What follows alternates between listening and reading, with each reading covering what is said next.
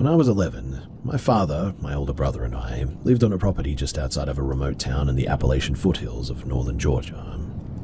The house was nestled at the bottom of a steep slope, surrounded by dense second-growth hardwood forest that swallowed the light the moment that the sun touched that ridge. We relied on a wood stove to heat the place through the winter, so my brother and I spent our afternoons hauling logs from the edge of the tree line. It felt like a normal life too, but looking back, there was a consistent sort of low-frequency unease to the property, is how I would describe it.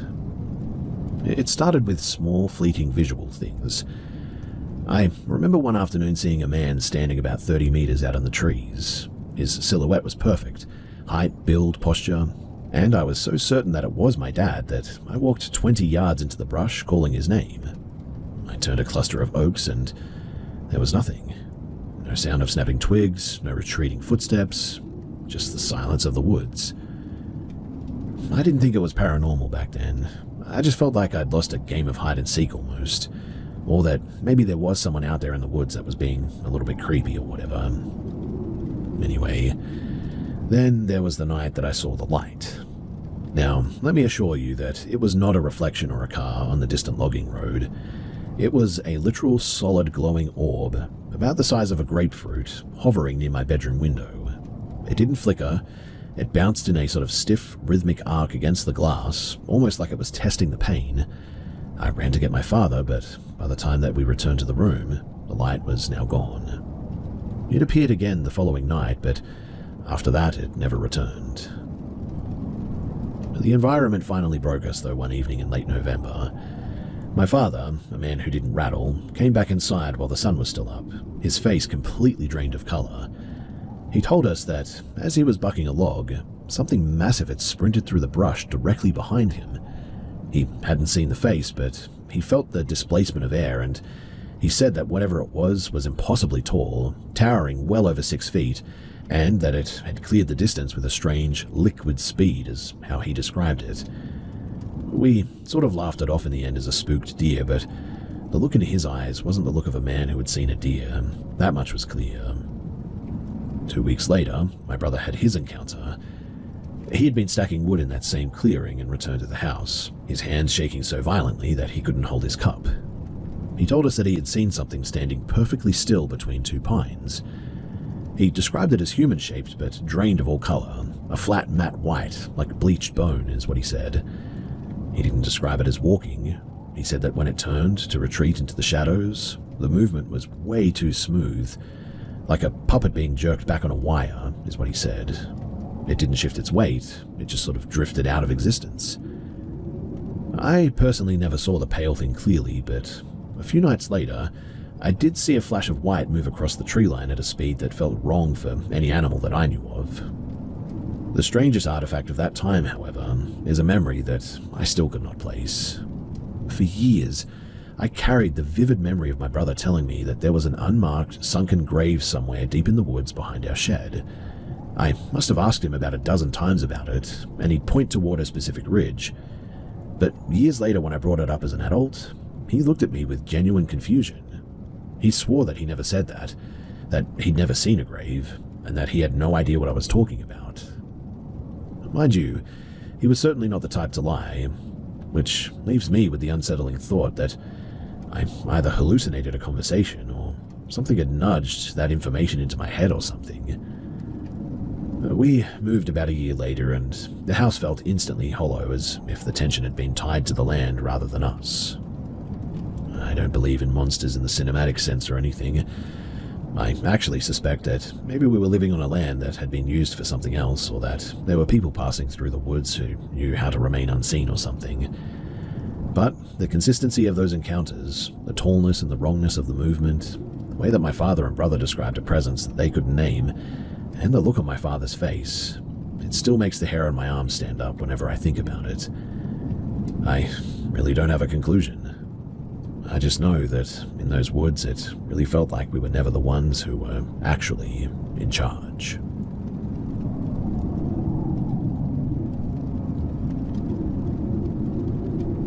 In the early 1990s, I lived in a sprawling dry scrub property in regional South Australia, just outside of a small town near the Murray River. We weren't farmers, just people living on a large dusty block of land with no neighbours for miles. My father, he worked in drilling and was gone for weeks at a time, leaving my mother and me to manage the property. My father had a pragmatic, almost fatalistic view of the unexplained, really. He didn't call things ghosts, just disturbances that hang around. Everything changed when my parents' marriage disintegrated, though. I was 10 years old at the time, and the house became a vacuum of volatile energy. The court battles and the screaming matches, they were constant, and I was being shuttled back and forth between my father's isolated block and my mother's new rental house closer to Adelaide. The manifestations began at my mother's place. It was a modern, single-story home, yet I would sit in my bedroom and listen to the distinct, heavy sound of furniture being dragged across the ceiling. There was no attic, though, no crawl space, just empty joists and insulation up there. When I asked my mother about it, she would snap that it was just the roof settling, but her eyes were always wide with an unvoiced panic. Then, the physical environment started to warp. My bedroom, for instance, would drop in temperature so violently that my breath would mist in the air, only for the room to return to normal heat a minute later. But the first time that it breached the veil of a private experience was in the kitchen. My mother and two of her friends were sitting with me, pressuring me to choose sides for the custody hearing. My chest was tight, and I felt like I was vibrating with anxiety at the time. Suddenly, though, every single cupboard door in the kitchen, and I mean all of them, swung open in perfect, violent unison. Then they slammed shut so hard that the timber around the hinges splintered. Before anyone could scream, a cutlery drawer slid open on its own and ejected a pile of forks and knives across the tiles. We all sat there in paralyzed silence. The atmosphere in the room felt ionized as well, like the air right before a massive lightning strike. We get those sorts of storms here in Australia a lot, so you definitely know what they feel like. Anyway, after that, the house became a bit of a staging ground, really. I would return to my room to find my heavy wooden chair, move to the center of the floor, or maybe my book stacked into precise, unnatural pillars. At night, I also heard rhythmic heavy banging inside the drywall, as if something were trapped between the studs, trying to beat its way out. The most harrowing moment? Well, that occurred when I was sitting on the bathroom floor, sobbing after a particularly cruel phone call with my father's lawyer. Above the sink, the mirror didn't just crack, it literally exploded outward, and glass showered the entire room. I wasn't scratched, thankfully. It was almost as if the mirror had just been pushed from behind, and it completely missed me. I told my father about the events at his place, expecting him to be really skeptical. But instead, he looked at me with a grim, sort of knowing expression. "You're wound up and it's spilling over," he said. He didn't mean it in a psychological sense. He truly believed that my internal stress was acting as a catalyst for a physical reaction in the house. And I don't think that he was wrong. One afternoon, after another brutal legal update, I walked into my room at his house and the window pane began to rattle against the frame, despite there being no wind. A jagged crack formed down the center of the glass, and my dresser physically shifted 3 inches away from the wall. My father was standing in the doorway and saw the entire thing. He didn't say a word. He just grabbed my hand and led me into the lounge room, his face set in a mask of grim resolve. Once the court proceedings finally settled, though, and I moved in with my father full-time, the pressure valve, it just seemed to close. And over the course of a few months, the noises faded, the temperature normalized, and the object stopped moving. By the time that I was 13, the house was just a house again. I am in my 40s now, and I've navigated high-stress careers and personal crisis, and I've never even seen so much as a light bulb flicker out of turn. I struggle with the supernatural label. I prefer to think of it as a localized phenomenon where, for 2 years, the emotional intensity of my life became so focused that it actually manifested into the physical world. But even now, all these years later, I cannot shake the memory of those kitchen cupboards flying open, or the sound of the mirror shattering into 1,000 pieces.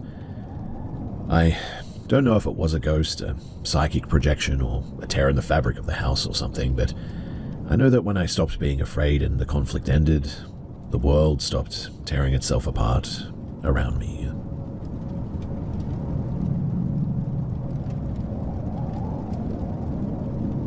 In 2017, I was working private security at a remote industrial site. It was a sort of classic middle-of-nowhere setup.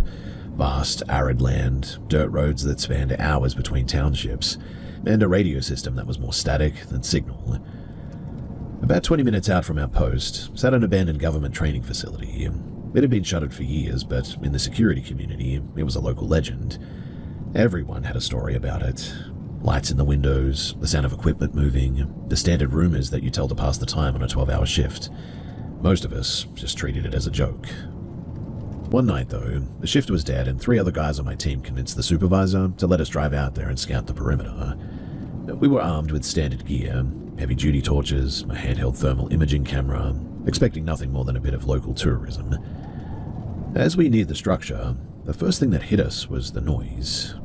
It was a sharp mechanical screeching from inside of the ducting, like metal grinding against metal.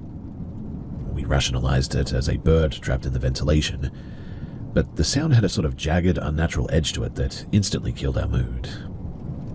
The front entrance was wide open too, and inside of the building was an absolute labyrinth of dust and debris. But as we pushed further in, the vibe shifted from haunted to, well, hostile, really. There were clear signs of a squatter, crushed beer cans, scattered food wrappers, and blackened patches on the floor where small illegal fires had clearly been set. In one assembly hall, we found a bird that had been torn apart. Not scavenged, but shredded with deliberate, messy force. One of the guys at the back of the line whispered that he'd seen a shadow move across a doorway at the far end of the hallway. He didn't say it in a sort of spooky way. He said it more in the tone of a man who had just realized that we were now trespassing on somebody else's home. We found a set of concrete stairs leading to a subterranean level. Near the stairwell, someone had scrawled "Leave" into the wall paint in a dark, thick medium that looked uncomfortably like dry blood. At that point, the adventure was over. We started heading back in a tactical line, torches tied to our chests. Halfway to the exit, one of the guys raised the thermal camera at one point. He stared at the screen, then handed it to me. At the far end of the corridor, 2 small bright hotspots were moving in tight coordination near the floor. It looked like 2 predators watching us. And just then, a deafening crack echoed from deeper in the building, like a heavy wooden beam being snapped in half. We didn't debate it. We quickly moved toward the entrance with purpose, and as we reached the threshold, a heavy ceramic tile exploded against the floor behind us. We didn't look back. We sprinted for the vehicle, and the drive back to the base was where the reality of the situation really began to fracture. Mark, one of the guys on the team, completely checked out. He went stiff, like literally stiff, staring at the dash with wide, unblinking eyes, refusing to answer when we spoke to him. When we got back to the barracks, he just sat in the truck, mumbling nonsense. While the rest of us huddled in the mess hall, debating whether to report trespassing, Mark suddenly called out from the barracks room down the hall, "You don't need to worry about me." He shouldn't have been able to hear our conversation. The night got worse, though. We had responded to a routine alarm at a neighboring site, and Mark came along, acting increasingly aggressive and really erratic. During the perimeter check, he started shouting over the radio for me to freeze, insisting that somebody was standing directly behind me in the darkness. I never saw anything, though. The others saw nothing, too. Halfway home, Mark snapped back to reality, just completely lucid again, with apparently no memory of like the last 4 hours. The next morning, Mark complained that his room had been tossed. His mattress was overturned and his gear was scattered everywhere, apparently. And when he lifted his shirt, there were 3 parallel angry red welts raking straight across his shoulder blades. We filed an official report about the trespassing, leaving out the phantom details. A few months later, we found out that the police had raided the facility and arrested a man who had been squatting in the building for months, apparently. He had a history of violent assault and was known for luring people into remote areas, apparently. Now, obviously, we were dealing with a violent, unstable person living in our blind spot, and the psychological impact of being hunted in the dark, maybe that triggered a total breakdown on Mark or something.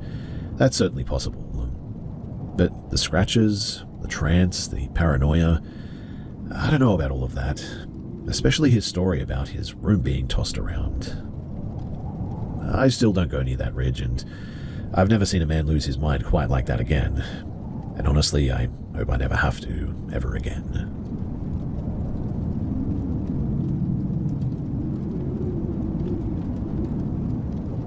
I've been trying to figure out how to put this into words for a while now. I'm not after advice. In fact, the stuff that I'm about to talk about ended years ago, but it still hangs around in the back of my mind, and so I thought that I should try and get it off my chest. This was back in 2012.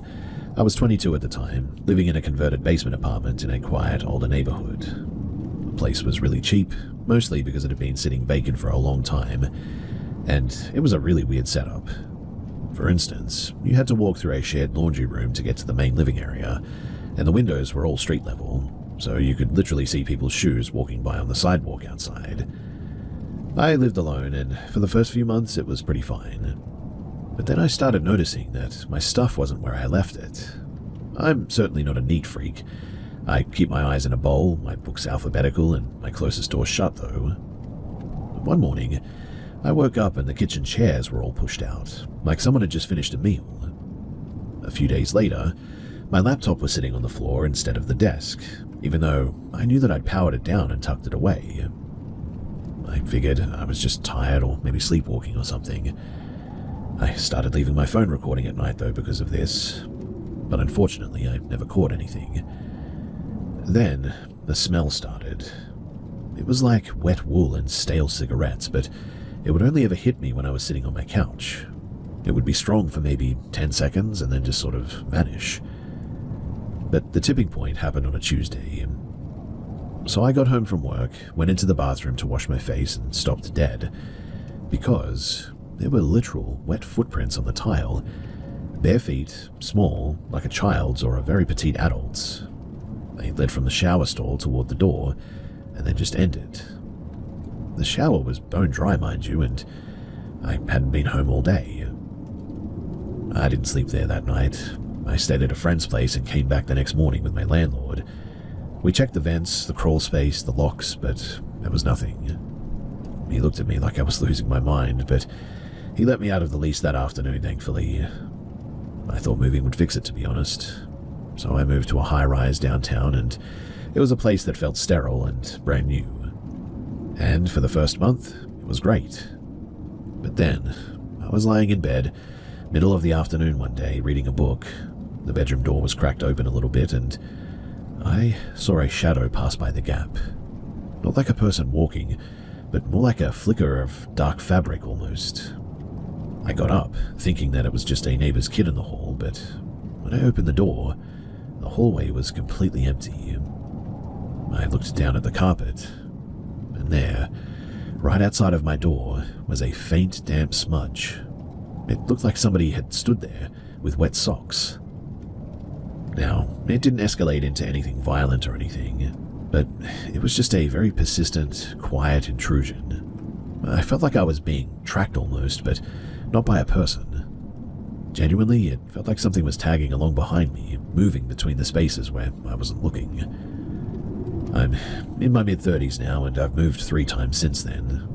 I don't deal with wet footprints or shifted furniture anymore, well, as far as I know of. But even now, when I come home and the house is really dead quiet, I always check the corners of the room before I put my keys down. It's not that I'm expecting to see something. It's just that I haven't forgot how quickly a space can stop feeling like your own.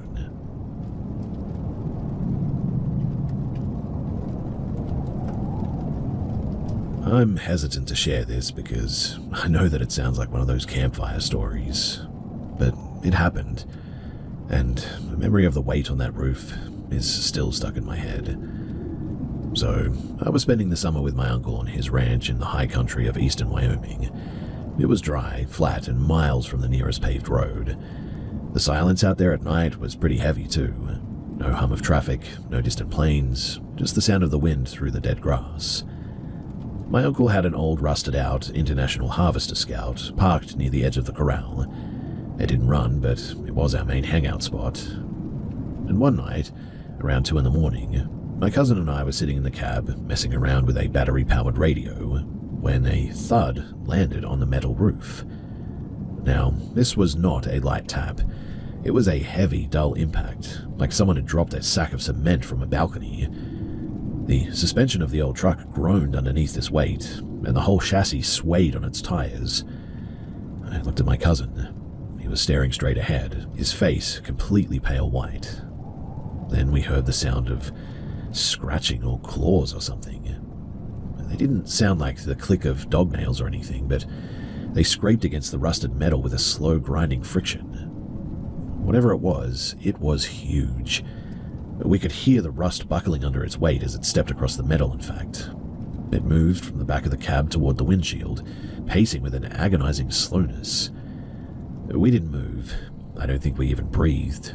We were looking up through the glass at the roof hoping to see a silhouette, but the moonlight wasn't enough to cut through the dark metal. It reached the hood and then stopped. Then, with a sudden release of pressure, it just vaulted off, the front end of the truck literally lurching upward as the weight disappeared. We sat there for a heartbeat, then risked a look out the side window. And we didn't just see one. There were 4, maybe 5 of them, standing just outside of the perimeter of the moonlight. Now, I know how crazy this is going to sound, but I'm just going to say it. They were shaped like wolves, but they were wrong. They stood too high at the shoulder, and their limbs seemed far too long for their bodies. They were standing in a semicircle, facing the truck, just sort of watching it. They weren't moving like animals, though. They weren't pacing or sniffing the ground or anything. They were completely still. Their eyes didn't shine or reflect the light like a dog's would, too. They were matte, dead-looking voids. One of them took a step forward, its movement weirdly stiff. They didn't growl, they didn't make a sound, in fact. They just stood there for a minute, then turned as one, and slipped into the darkness of the ravine behind the corral, vanishing without a single snap or even a twig breaking. Upon seeing them leave, we instantly bolted. We sprinted the 50 yards to the ranch house, and locked ourselves in the mudroom, shaking so hard that we struggled to lock the door back up. We didn't say a word. We just sat on the floor until the sun came up. The next morning, we walked back out to the truck. The roof, it was completely dented inward, deeply. There were localized divots where the weight had been as well, and there were these long, jagged gouges in the paintwork that went down to the bare metal. My uncle, he came out, looked at the roof, and just sort of frowned. He thought that we'd been climbing on it and messing around on it. We never told him the truth. He was a practical man, and we knew that he would just tell us that we were losing our minds and wouldn't believe us anyway. We stayed on the ranch for another 2 weeks after that, but I never went back out to that place, especially at night. And look, I've seen wolves in the wild since then, and before then even. They're beautiful, skittish animals that want nothing to do with people, really. But whatever these things were, they were definitely different. They were more deliberate in their actions and far bigger. They also almost seemed curious as well, as weird as that sounds. And the more that I've researched and thought about it over the years, well, I'm not entirely convinced that they were even animals at all.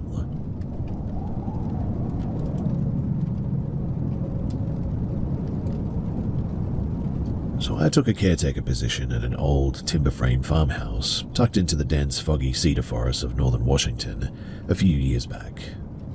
It was one of those places that felt like it was sinking into the earth, with floorboards that groaned under the weight of the humidity and a draft that seemed to flow upward from the basement rather than through the windows.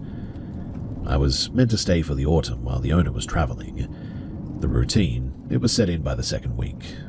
Every night, between 1 in the morning and 2:30, the house would wake up. At first, it was subtle, the sound of silverware clinking on a ceramic plate, drifting from the galley kitchen down the hall. I'd lie in bed, rigid, waiting for the sound of the door opening or the floorboards creaking under a physical weight, but nothing ever followed. It was just the sound of a meal being prepared.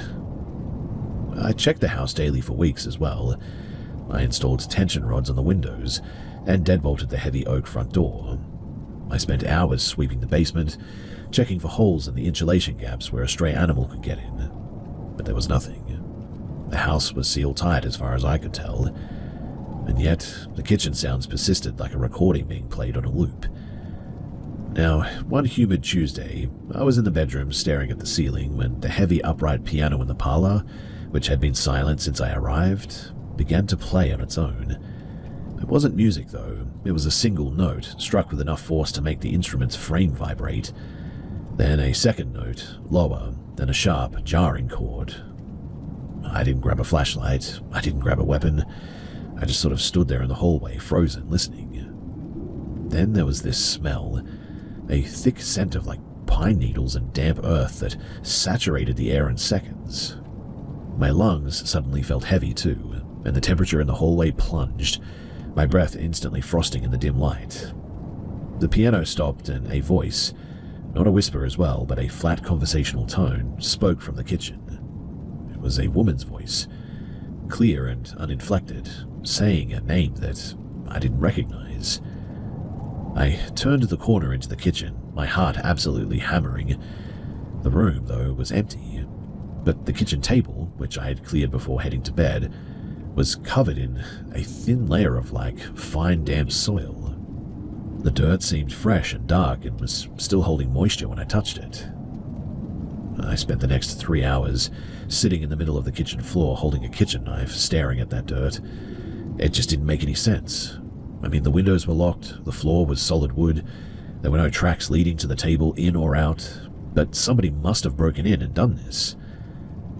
I packed my truck at sunrise and I drove until I hit the next county. I never went back to finish that contract, and I never spoke to the owner about the dirt on the table. People talk about haunted houses as if they're places that hold on to spirits, but this felt different. It felt like the house was an anchor, pulling something from the woods around it inside. I still remember that smell, the damp, rotting scent of cedar and wet earth. I've lived in apartments and houses for the last decade, and I've never heard a piano play by itself ever again, and I've never seen dirt just sort of magically appear like that. I learned one thing for certain, though.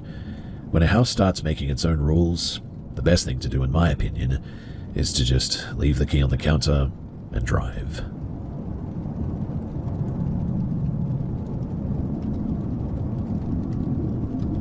In 2013, I was actually living in a suburban neighborhood on the outskirts of Fukuoka, Japan. It was a densely packed area, as you can probably imagine, the kind of place where you can hear your neighbor's television through the walls.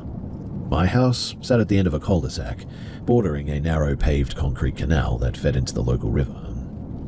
During the day, the canal was filled with stray cats and the sound of distant commuters, but at night the whole area turned into a hollow acoustic chamber. I was 19 at the time, working late shifts at a factory, so I was usually awake until about 4 in the morning.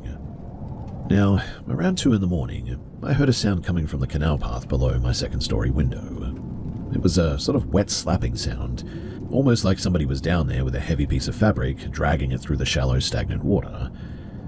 Beneath the dragging sound, though, was a low sort of guttural humming. It wasn't a melody, it was a single vibrating note that held steady for like 10 seconds, dropped and then started again. I leaned against the windowsill, looking down into the darkness of the canal. The streetlights along the path were spaced pretty far apart, leaving deep pools of shadow, and I really couldn't see anything.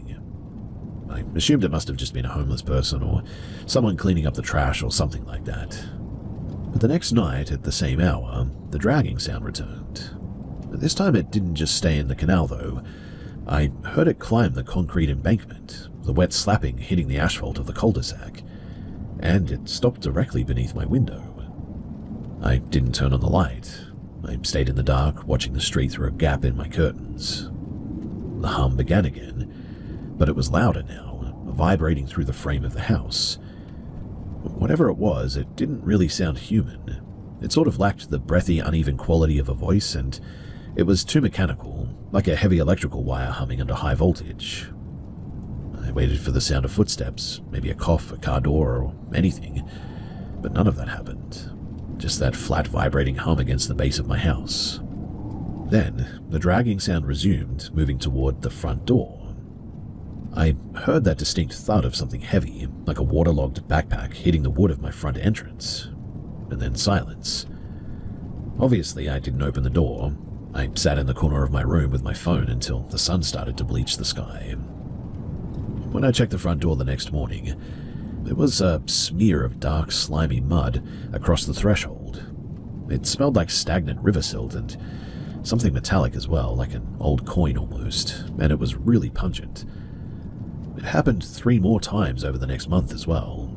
Each time I tried to stay awake and ready with my phone to record, but every time that the hum began, my limbs would turn to lead. I'd be overcome by a sudden intense lethargy that almost made it impossible to stand, let alone reach for a camera. I would drift into a hazy sort of dreamlike state, only to snap back to full consciousness the moment that the dragging sound receded down the canal. One night, though, I caught a glimpse of something. A street lamp had been replaced, and for the first time the light hit the street properly, and through the gap in the curtains, I saw a shape at the edge of the canal embankment. It was too low to the ground to be a standing person, that much was clear, and it had a strange sort of jagged outline, like a pile of wet, oily rags draped over a frame. It didn't walk, and it sort of pulsed forward, the wet dragging sound synchronized with its movement. It paused at the base of my wall, turned its head, if you can really even call it that, which looked a lot like a knot of dark hair and tangled plastic, toward my window, and the humming rose in pitch until it was a physical pressure in my ears, and man was it painful. Then it simply slid back into the canal and just sort of vanished into the shadows. I never told my landlord about any of this. In fact, I've never really told anyone because I know how crazy this whole thing sounds. To this day, I cannot explain even what that thing was.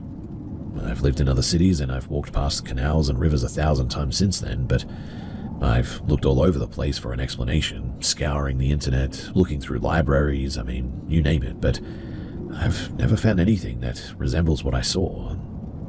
I don't think that it was a person, and I don't think it was an animal either. I don't know what it was, which is why I'm here, really. Do any of you guys know what the heck this thing is?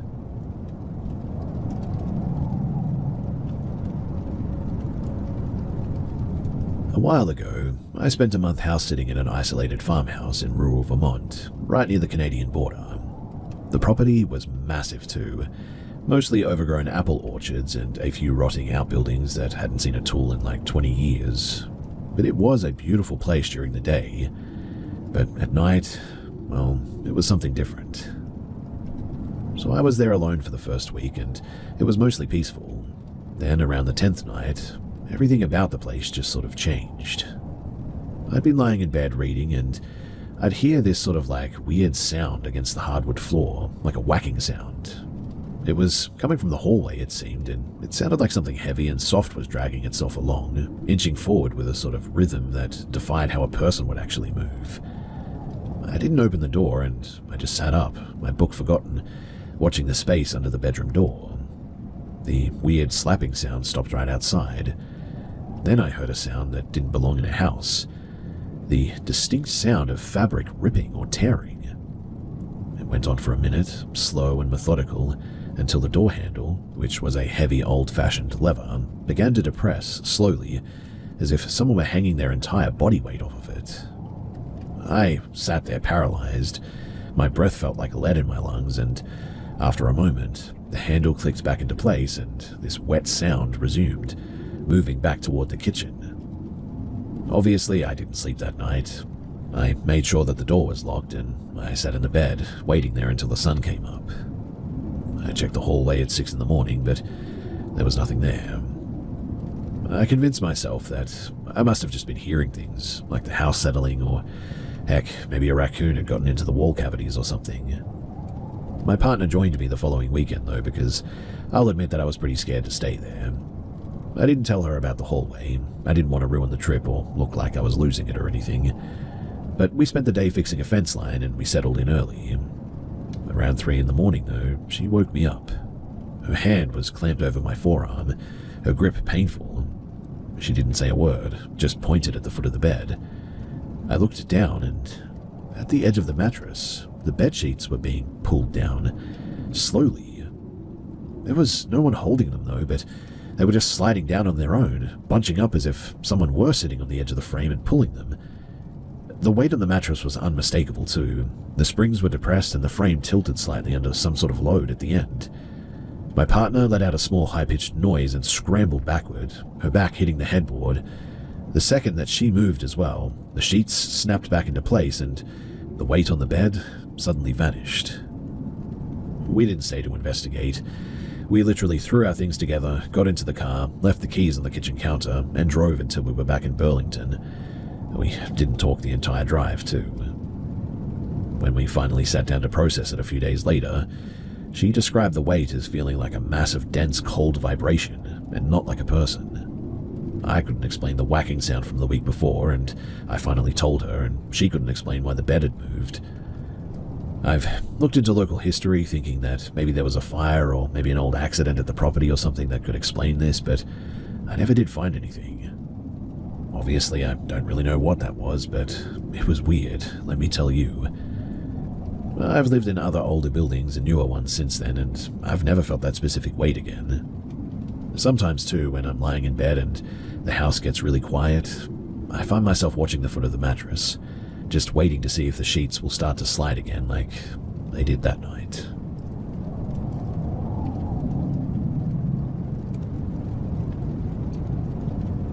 Back in 2018, I was pulling graveyard shifts as a night watch security guard at an old disused dormitory block at a technical college. The building was slated for demolition, so it was completely empty, just rows of identical hollowed-out rooms that smelled like wet dust and stale carpet. My job was pretty simple, really. Walk the halls every couple of hours, check the locks on the exterior doors, and sit in the lobby until the sun came up. It was pretty mind-numbingly boring work, but it paid for my tuition, so it was good enough for me. Now, the building had a bit of a weird layout. The rooms on the third floor were arranged in a sort of long straight line, and the hallway was lit by these flickering fluorescent strips that were on a motion timer. If you didn't move enough, the whole corridor would go black. Around 3 in the morning on a Tuesday, I was doing my rounds on the third floor, and I reached the end of the hallway and paused to check my phone. While I was standing there, I thought I heard a noise coming from the room directly behind me. It sounded a bit like somebody hitting something. I turned around expecting a squatter, but the room was empty. The door was hanging off its hinges, and the room inside was stripped bare, just bare concrete walls and exposed wiring. Then the fluorescent lights in the hallway all clicked off at once. I stood there in the pitch black, my heart doing a bit of a stutter step. I didn't reach for my flashlight immediately, but instead I just sort of listened. This noise had stopped, and in its place I heard what sounded like dry paper being crumbled. The sound of someone rubbing their hands together almost slowly and deliberately with something in it, like paper, just a few feet in front of me, in fact.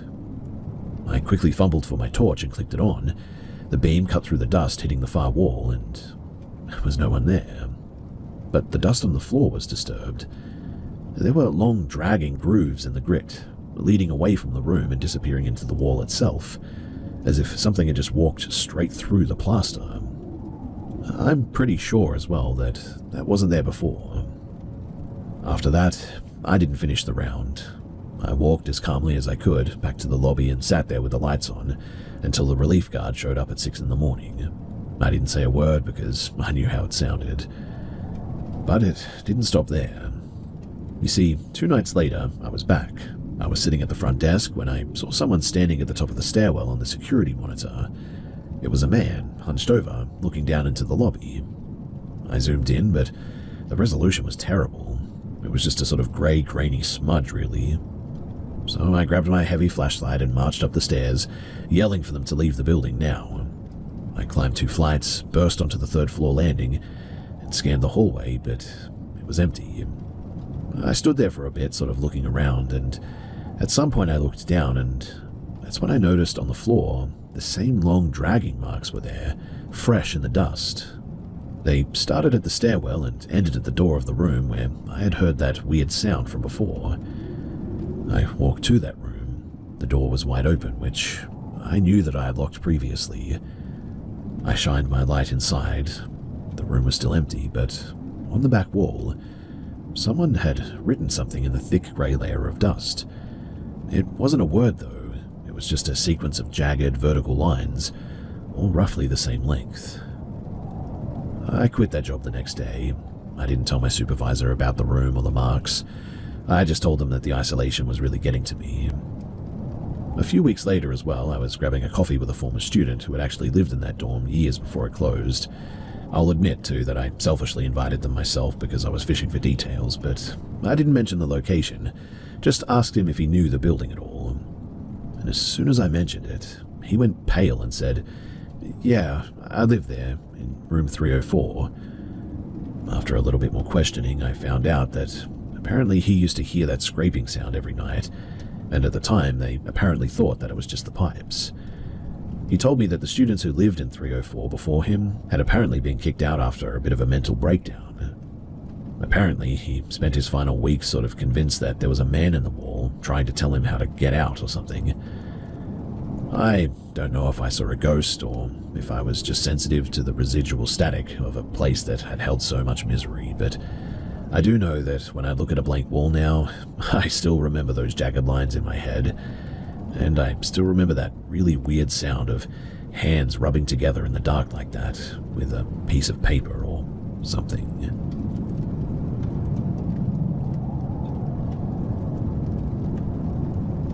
So I moved into this Victorian-era terrace in a quiet pocket of an inner city that I used to live in a couple of years back.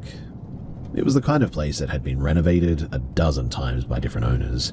Thin walls, mismatched door handles, and a hallway that felt about 2 feet longer than it really should have been. The rent was pretty cheap for the area, though, and I was just happy to have a place that wasn't a cramped share house anymore. For the first month, too, the only issue was the humidity there. The house felt perpetually damp, like the walls were literally sweating. I just assumed that it was poor drainage given how close that we were to the river, but the dampness was sort of localized, really. It only ever happened in the second bedroom, which I used as an office. I just assumed, though, that maybe the waterproofing there was done poorly or something. Anyway, it all started with the scratching. It wasn't the sound of mice in the walls, too. It was a dry scraping, like someone dragging a fingernail slowly across a wooden tabletop. It always happened at 11:30 p.m., right when I'd sit down at my desk to finish up work. One Tuesday, I got frustrated with it, too. I grabbed a flashlight and knelt down by the floorboards near the corner where the sound was the loudest. There was a gap in the skirting board, just big enough to stick a finger into it. I shone the light inside, and I didn't see wood or insulation or a rodent's nest or anything. Instead, I saw something black covering the back of the baseboard, and stuck to it were dozens of small metallic-looking things that looked like old sewing pins or something. I pulled out one with a pair of tweezers, and it wasn't a pin. It was a shard of rusted steel, shaped like a hook, caked in some oily black gunk. I should have stopped there, but instead I started prying up the baseboard. Behind it, the hollow space in the wall was packed, and I mean literally packed with hundreds of these hooks. They were all linked together by a mass of tangled human-looking hair as well. It was a dense matted lump that felt warm when I accidentally touched it, which was gross. I dropped the flashlight and backed out of the room, my skin crawling so hard that I felt like I was about to vomit after touching it. I left the board pried open and spent the rest of that night in the living room, and when I went back the next morning to seal it up again, that lump was now gone. The space behind the wall was now perfectly clean. The hooks were gone, the hair was gone, even the black film was gone, leaving the wood looking fresh and sanded, as if it had never been touched by grime. The scratching sound stopped for a week after that too, and then I started hearing it from inside of my closet. I would be lying in bed reading, and I'd hear this click of my wooden hangers being pushed aside one by one. Then the scratching, that same low deliberate dragging sound, would start against the back panel of the wardrobe. And upon hearing that, I stopped using that bedroom entirely. I moved my mattress into the living room, and I actually locked that bedroom door. But the scratching, it followed me. It moved from the bedroom to the living room walls. Every night at 11:30, the same thing. The walls would ripple, just for a second, like the plaster was soft and yielding to something on the back end. I broke the lease 3 months early, and I didn't even pack everything. I left half my books and some old clothes behind. I just couldn't bring myself to reach into the back of that closet to retrieve them. I'm living in a modern apartment block now, glass and steel with no hidden spaces and no hollow walls as far as I know. It's quiet, thankfully, and I haven't had any experience like that ever since then.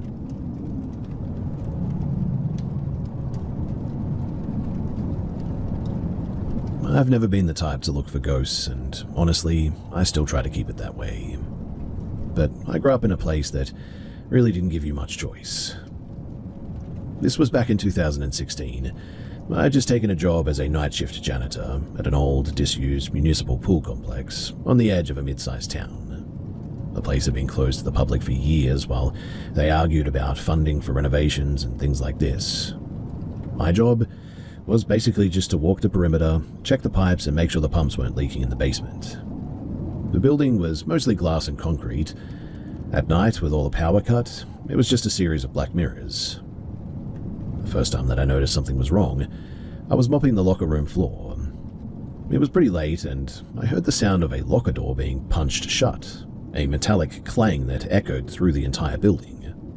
I grabbed my flashlight and jogged out to the main change area, and every single locker was wide open, swinging slightly on their hinges. Now, I knew for a fact that they had all been locked when I started my shift. I walked the length of the row, clicking them shut one by one, and by the time that I reached the end, the first few that I'd closed were now open again. After seeing that, I didn't stick around. I left the building, sat in my truck, had a smoke, and then went home. But it wasn't just the lockers. The pool deck itself was actually the worst. It was a massive empty bowl of cracked tile, and whenever I had to walk across it to check the deep end drainage, I'd get this heavy, prickling sensation on the back of my neck, like I was walking through a crowd of people who were all staring at me. One night, in fact, the air felt so thick that it almost felt like water. I was standing by the shallow end when I heard someone exhale. It wasn't a wind sound, too. It was the specific wet release of a lungful of air coming from right behind my ear. I whipped around, swung my torch. The beam cut through the dark and landed on the surface of the water, which was about 2 feet deep and filled with like stagnant brown sludge. There were ripples, radiating outward from the center, as if something had just broken the surface and then gone back in. But there was nothing there, just the dark water settling back into a still, oily mirror. I started checking the security monitors in the office more after that as well, and I'd watch the camera for the pool deck, and sometimes I would see a figure standing at the edge of the deep end. It sort of looked like a person, but the outline was really blurry, like it was almost vibrating or something. Every time that I looked away to grab my radio, the figure would move closer to the camera too. It never walked, it kind of glitched forward almost, frame by frame. By the time that I looked at the screen, it would be standing right in front of the lens, sort of blocking the view with a smear of grey, shapeless static. I told my supervisor about the locker room doors, and he just laughed and told me that the old building had settling issues. I never told him about anything else after that, and I quit 3 months later. I collected my final paycheck, and I was done with that place. I think that some places may just be sort of built wrong or something. They absorb the noise and the movement of the people who used them, and eventually they might start trying to replicate that activity, even when the lights go out and the doors are locked. I will never forget that place for as long as I live.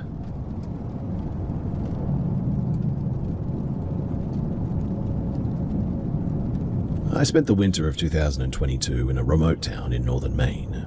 It was a small frame house on a dirt road that didn't get plowed very often, and the silence was almost deafening there. The house was actually built into the side of a small hill.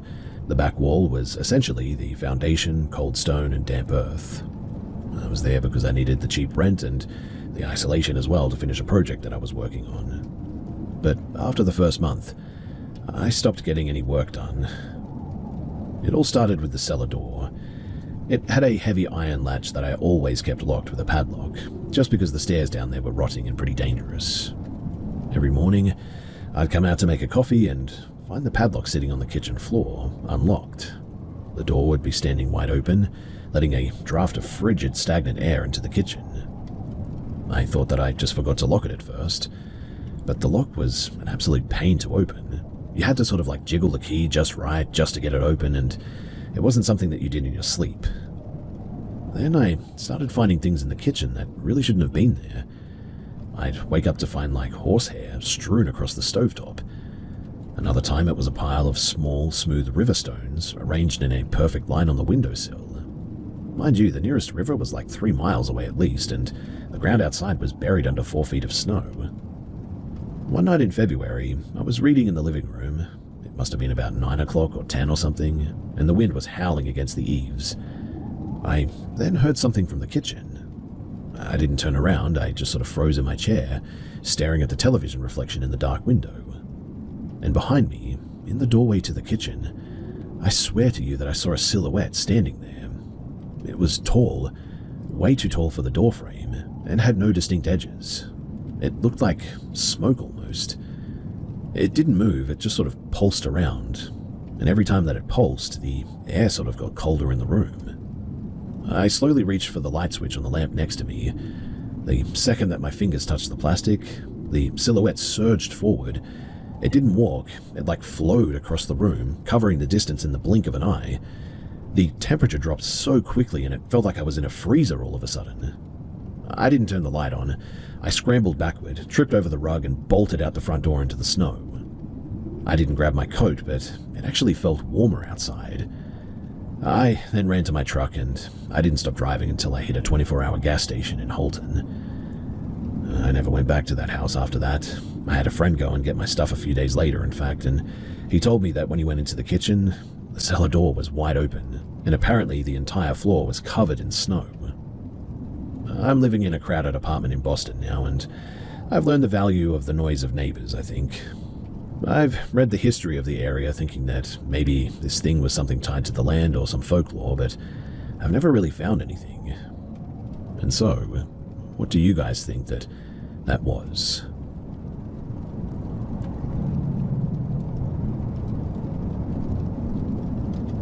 In late 2020, as I was wrapping up my final semester of college, I rented a room in an older 2-story terrace house in the suburbs. The architecture was narrow and really cramped, with paper-thin walls and floorboards that groaned under the slightest pressure. I was subletting from a couple in their 30s who worked chaotic, overlapping shifts, so I was often alone in the house for really long stretches. When I moved in, they made a joke about the place being noisy at night, chalking it up to the old copper pipes and the foundation settling. But the woman wouldn't meet my eyes when she said it. There was a genuine sort of lingering discomfort in her posture too that made the comment feel less like a joke and, well, more like a warning, really. Anyway, for the first few weeks I was fine, but then my sleep began to really disintegrate. I would wake up at like 3 in the morning every single night, heart racing, feeling an oppressive sense of being watched, even in the absolute silence of the bedroom. I blamed it on the stress of finals and the isolation of living in a new suburb. Then the conversation started.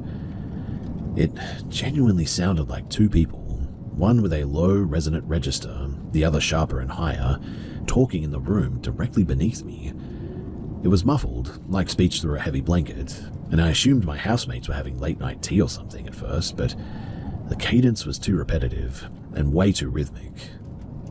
The situation became impossible to dismiss as well when the couple went interstate for a 6-week work project. Then, I knew that the house was empty.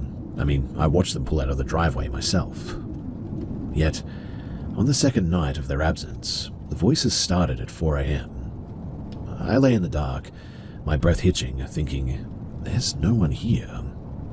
The second that the realization solidified in my mind, the voices didn't fade too. They were sort of severed, cut off in mid-syllable. I started doing nightly sweeps, checking every window latch and back door bolt. Everything was always locked tight. The breaking point, though, really happened one evening at around 6 p.m. I was laying in my room with the lights off, nursing a migraine that was terrible. I heard the front door click open and then shut. Then came the steady, deliberate sound of footsteps on the lower floor. I assumed that a housemate had returned early. I went to open my bedroom door, but I'd locked it from the inside, so I stayed put, just listening. The footsteps? They moved to the staircase. They weren't hurried or stealthy or anything. They were pretty normal, heavy strides. They climbed the stairs and stopped right in the landing, just inches from my door. Then, the pacing began. back and forth, back and forth. Every few paces as well, there was a distinctive dragging scuff, like the heel of a heavy boot catching the wood. I was now really weirded out and sort of terrified to open the door. Yet the rational part of my brain kept insisting that it must be somebody that I know. I phoned a friend and stayed on the line, my voice barely a whisper. As I was talking, the pacing continued, and my friend even heard it clearly through the phone and told me to get out of the house as quickly as I could. So I called the police, who instructed me to meet them at the front door, which was stupid really, but that walk down the hallway was the longest of my life. I unlocked my door and quickly stepped out into the landing. That's when I noticed that it was empty, which was weird. Genuinely, I was expecting somebody to be there, but the house was dead silent. The air felt stagnant and cold in a way that was really weird. As I started down the stairs, though, still on the phone with my friend, I suddenly lost my footing. It wasn't a trip, though. It felt like a powerful, invisible shove to the back of my knee. I tumbled down several steps, hitting the wall hard on my side. My friend heard the crash and panicked. I told them that I had just tripped, though, but I knew better. The police soon arrived and searched the property from top to bottom, but they found no one. No signs of forced entry either, and nothing disturbed in the crawl space. They offered the standard, well, it's an old house sort of excuse, but that didn't account for the rhythmic, intentional pacing that had responded to my literal presence. I moved out shortly after that, staying with a friend until my lease was up, actually. I never told my housemate the full extent of the experience. I just told them in the end that the house gave me bad dreams, and so I needed to get out of there because I wasn't sleeping much. I've lived in several places since then, and I've never heard a single footstep that wasn't my own. Looking back on it, I don't think that I was dealing with like a haunting in the traditional sense. It felt more like what they call an imprint or whatever.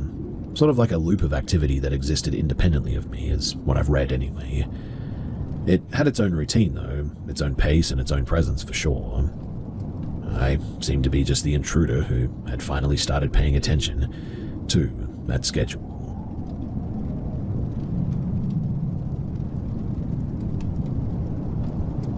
I've only told a couple of people this because I still cannot really explain the overlap between what I experienced and what my partner at the time also heard. This was back in 2019 at my then boyfriend's family home. It was a single-story suburban house. That day, his mother was at work and we were alone in the house, and I was in his room taking a nap in the afternoon. I don't usually sleep deeply during the day, so I tend to wake up easily if there's a bit of a noise.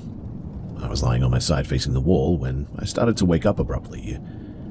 The first thing that I noticed was the sound of the side porch screen door slamming open. Not a normal soft opening too, but the kind of forceful swing that hits the frame. It was loud enough that it immediately pulled me out of my sleep. At the time I realized that I couldn't really move too. My eyes wouldn't fully open and my body felt locked in place. I couldn't roll over or speak, and I assumed at first that it was just sleep paralysis, but what happened next is why I still don't fully dismiss it. So a few seconds after that, I heard the main front door open as well. Same type of forceful opening sound. Then I heard a male voice from the entryway say hello, in a tone that sounded like someone checking if the house was occupied.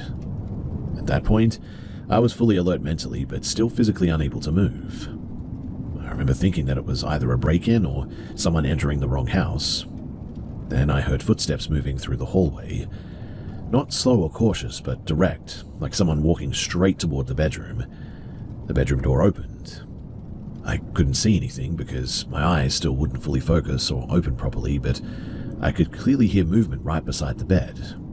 I genuinely thought that somebody had entered the room. Then something else happened that I still cannot place properly.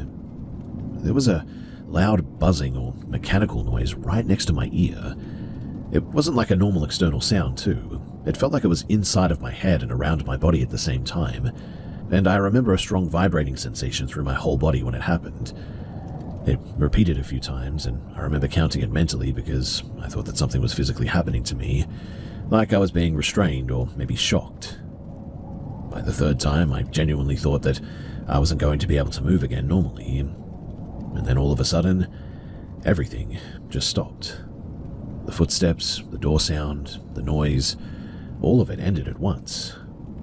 Immediately after that, I regained full control of my body. I sat up quickly and was fully awake within seconds. My boyfriend woke up at the same time and asked what was wrong because I apparently just sort of sat up suddenly and I was moving around a lot. I explained what I experienced, and he paused for a bit before responding. He then said that he also woke up earlier and thought that he heard both the porch door and the front door open as well. He also heard a male voice say hello from the hallway area. He assumed that it was maybe someone in the house and briefly checked his phone, but he didn't get up fully to investigate and just went back to sleep. He didn't hear the footsteps going into the room or the other sounds that I experienced. But the important overlap is that we both independently registered the same entry event, doors opening and a male voice saying hello. After that, nothing else happened that night, thankfully, and the rest of the stay at the house was normal. It's never happened again before or since then, and I don't have any history of sleep-related hallucinations or anything like that. I'm not claiming anything specific about what it actually was. I just know that from my perspective, it felt like a continuous sequence from waking to hearing someone enter to being physically unable to move while additional sensations happened, and then stopping abruptly once it ended. I still don't have a clear explanation for why both of us heard the initial part of it the same way and not the latter part.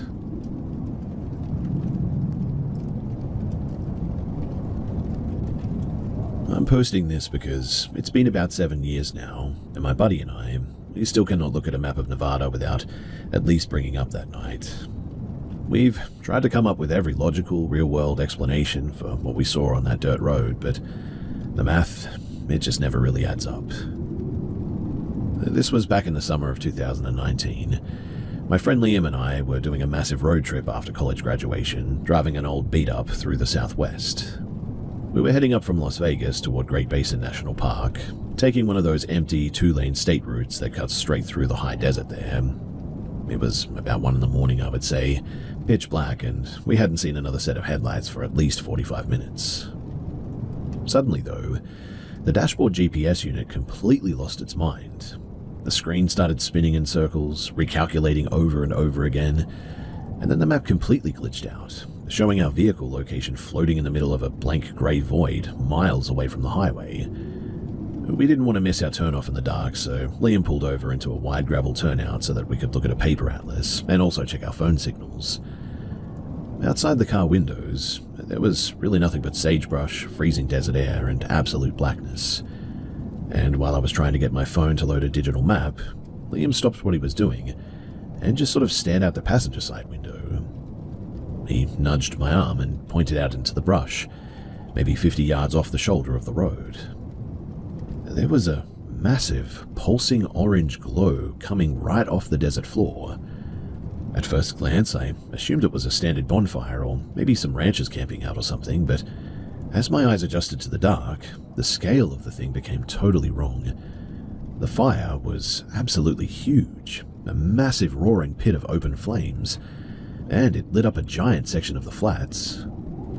Parked in a tight, uniform circle directly around the fire were at least 5 or 6 different vehicles.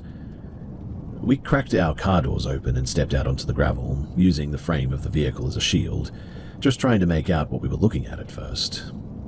The silence of the desert was broken by this low, bassy, heavy rumble of engines idling. 2 of the vehicles in the circle, what looked like an old Ford pickup and a full-sized cargo van, were completely engulfed in flames. It wasn't an accidental engine fire as well. I mean, the entire cabins were fully roaring with ignition, shooting sparks at least 20 feet into the night sky. Right next to them, 2 massive semi-trucks with blank white trailers were idling in the dirt, completely dark. There had to be 30 or 40 people moving around that fire at least. Most of them, I think, were men, standing in tight, silent clusters, or walking back and forth between the trucks with this strange, hyper-focused energy. There was a lot of movement, but from what I could see, I don't think that I saw anyone drinking. Nobody was talking normally as well, and there was no music. It just had this incredibly heavy, tense atmosphere about it. Like a massive industrial accident was currently in progress, and everyone was panicking, sort of in slow motion. Then I noticed 3 or 4 women near the edge of the flames. They were covered in thick, dark dirt or mud from head to toe, and they were moving in this erratic, disjointed way, stumbling around, dropping to their knees and dragging themselves through the sand. It didn't look like a party or a drug trip. It looked completely agonizing and chaotic to watch. Honestly, my first reaction wasn't even terror. It was just pure stupid curiosity. It almost looked like some kind of a remote trucking convoy disaster, and I actually muttered to Liam that we should walk down the ditch a bit to see if anyone needed some help. Liam grabbed the collar of my shirt and pulled me back toward the seat, though, and then he said, "Look at those trucks. That's not an accident, man." He was right. The longer that we stared, the worse that it got. The vehicles, they weren't crashed or piled up. They had been deliberately, meticulously parked in a perfect geometric circle around the burn pit, blockading it from view from the main road. Right as that realization set in as well, the energy down by the fire shifted instantly. Two men standing by the burning pickup suddenly stopped what they were doing and whipped their heads directly toward our turnout. We couldn't hear what triggered it over the roar of the flames, but one of them pointed a flashlight right up the hill, the beam cutting through the sagebrush just short of our bumper. A second later, a loud, raged shouting tore across the flat ground. It wasn't a warning. It was frantic and aggressive. It was an alarm call for sure. We didn't wait around to see who was yelling. We dove into the vehicle, Liam slammed the shifter into reverse, and he cut a hard, screaming U-turn in the gravel to get us back onto the asphalt. As the headlights swept across the edges of the turnout during the turn, the beams, they illuminated the ground right next to where we were standing. The shock of the fire clearly had kept us from noticing it earlier, but the entire perimeter of the dirt turnout was covered in, bizarre structured markings. Someone had dug dozens of, small perfect circles in the dirt, spacing them about 2 feet apart along the shoulder of the road. And inside every single dirt circle, an object had been deliberately placed. I caught glimpses of knotted strips of heavy white cloth, rusted metal containers, and chunks of raw meat or bone sitting in the center of the rings, forming what looked like a physical boundary line right between the highway and that burn pit. Whatever that was, Liam didn't care. He stomped on the gas and we tore down the highway at 80 miles an hour at least, keeping our eyes glued at the rearview mirror the whole time. For the first 5 miles, we could still see the orange glow pulsating against the low desert clouds, and we both sat in the car in absolute dead silence, panicking and not knowing what to do or say. When we finally hit a town with a gas station, we tried to talk ourselves down a bit. We reasoned that it must have been an illegal smuggling operation or a cartel drop-off along the remote trails there, or some kind of a violent insurance fraud scheme where truckers burn their rigs in the middle of nowhere. Something like that, right? But a drug deal or an insurance scam doesn't involve women covered in dirt dragging themselves through the sand like that, and it definitely doesn't involve someone taking the time to dig perfect geometric dirt circles and arrange artifacts along the highway shoulder to make a border of sorts. We never did report it to the state troopers, because, we were 20-year-old out-of-state kids. We had no cell service when it happened to begin with anyway, and we couldn't even point to a specific mile marker on the map even if we tried. It was just a nameless stretch of dirt off of Highway 93 is all I can tell you. The part that still gives me the most chills is thinking about how fast those men alerted the rest of the group the second that our car doors opened. Genuinely, I think we got out of there just in time.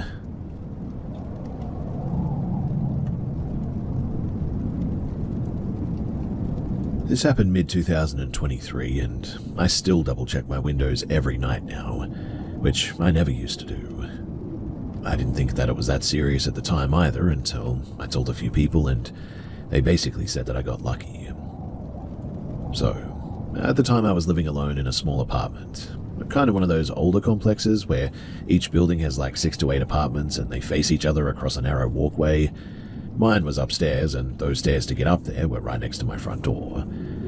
Directly across from me was another apartment with the exact same layout, so if anyone stood on either side of the stairs, they could literally see into the other person's place if the blinds weren't fully shut. Now, I'd been there for about 8 months by this point. I also had a cat, and because it got hot there, I would leave one of those windows cracked open just a little bit at night so that air could move through. Not wide open or anything, but just enough for a bit of airflow. The blinds were also always down, but there was enough of a gap there that you could technically see in if you really tried, I suppose. But anyway, one Friday night, my boyfriend at the time, his name was Jake, came over and we were just sort of hanging out, watching stuff on his laptop. Nothing crazy. But at around 10ish, my cat starts really acting off. Not playful and not zoomies, but just really tense. Tail puffed up, pacing between the bedroom and the living room, and stopping and staring at the window like something was there. I didn't think much of it at first. I mean, cats do weird stuff, right? But it didn't stop, and like 20 or 30 minutes straight, it just kept happening. I got up to grab a drink, and when I opened the fridge, which is directly across from the window, I get that random intrusive thought like, imagine someone standing there like looking at you. How creepy would that be? I don't even know why I thought that, but I looked, and to my absolute horror, there actually was someone there. Not like a shadow, or maybe it was something, but it was a guy's face, close, way too close, and he was positioned on the stairs outside of that perfect angle to look through the small gap in my blinds. We made eye contact for maybe a second. I slammed the fridge shut and went straight to the bedroom and told Jake. I didn't even explain it properly too, just said, there's someone outside looking in, when he went straight out to the living room and pulled the blinds up. The guy was already moving down the stairs. Jake opened the front door and stepped out, but by the time that he got to the railing, the guy was gone. No running sounds, nothing. He was just gone by then. We both sort of stood there for a bit trying to figure out if we'd overreacted, but there was no way. I mean, we both saw him. We shut every window, locked everything, and stayed up for a while after that. After that, too, things went quiet. No more noises and nothing else that night. I didn't call the police in the end. Honestly, I probably should have, but I convinced myself that it was just some random creep and that he wouldn't be coming back. The next day, I go to work like normal. I get home at around 5 p.m. and it's still light out. I feel a bit uneasy, but I try to ignore it. My cat's been inside all day as well, so I go to open the bedroom window again just for a bit. And that's when I notice that the fly screen is gone. Not damaged and not loose, but completely removed. I checked the ground outside, thinking that maybe the wind knocked it off or something like that, but there was nothing there, and I know that it was there the night before because I opened that same window myself. That's when it clicked that whoever was looking in had probably been around longer than just that one moment. I called Jake straight away, then my sister, and both told me to call the police, so I finally did. Jake came over again, and we went to the unit across from mine because we'd seen that they had one of those doorbell cameras. Turns out that they actually had some footage, but not of him taking the screen. What they did have was a video from the night before of the same guy standing outside, first near their door, then moving across to my building, and positioning himself on the stairs to look into my place. The timestamps lined up exactly with when my cat started acting weird too. The police came, took a report, looked at the footage, but basically said that unless he comes back or gets caught doing something more serious, then there's really not much that they could do. They told me to install cameras and to make sure everything stays locked. But here's the part that made it worse. So while we were talking to the neighbor, they casually mentioned that they'd seen the same guy a couple of times before doing the same thing to other units. Not breaking in, but just watching through the windows. So in other words, this wasn't random. I stayed there for another couple of months after that, but that changed everything for me. I locked windows, added cheap cameras, stopped leaving any gaps in the blinds. Thankfully, nothing else happened there after that, but I never did feel normal there again. I moved out as soon as my lease ended. Like I said, I never saw the guy again, but the fact that he knew exactly where to stand to see inside and had already taken the screen off of my bedroom window, that's what really gets me. He wasn't just passing by. He was deliberately testing just how far he could go.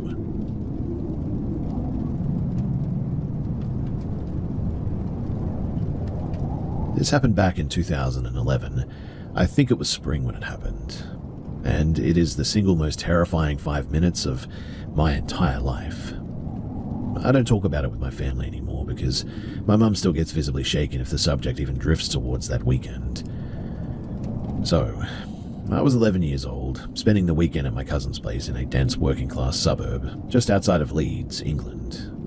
It was one of those sprawling council estates where every single block looks identical. Rows of grey pebble-dashed terrace houses, tiny concrete front yards, and narrow alleyways cutting between the properties.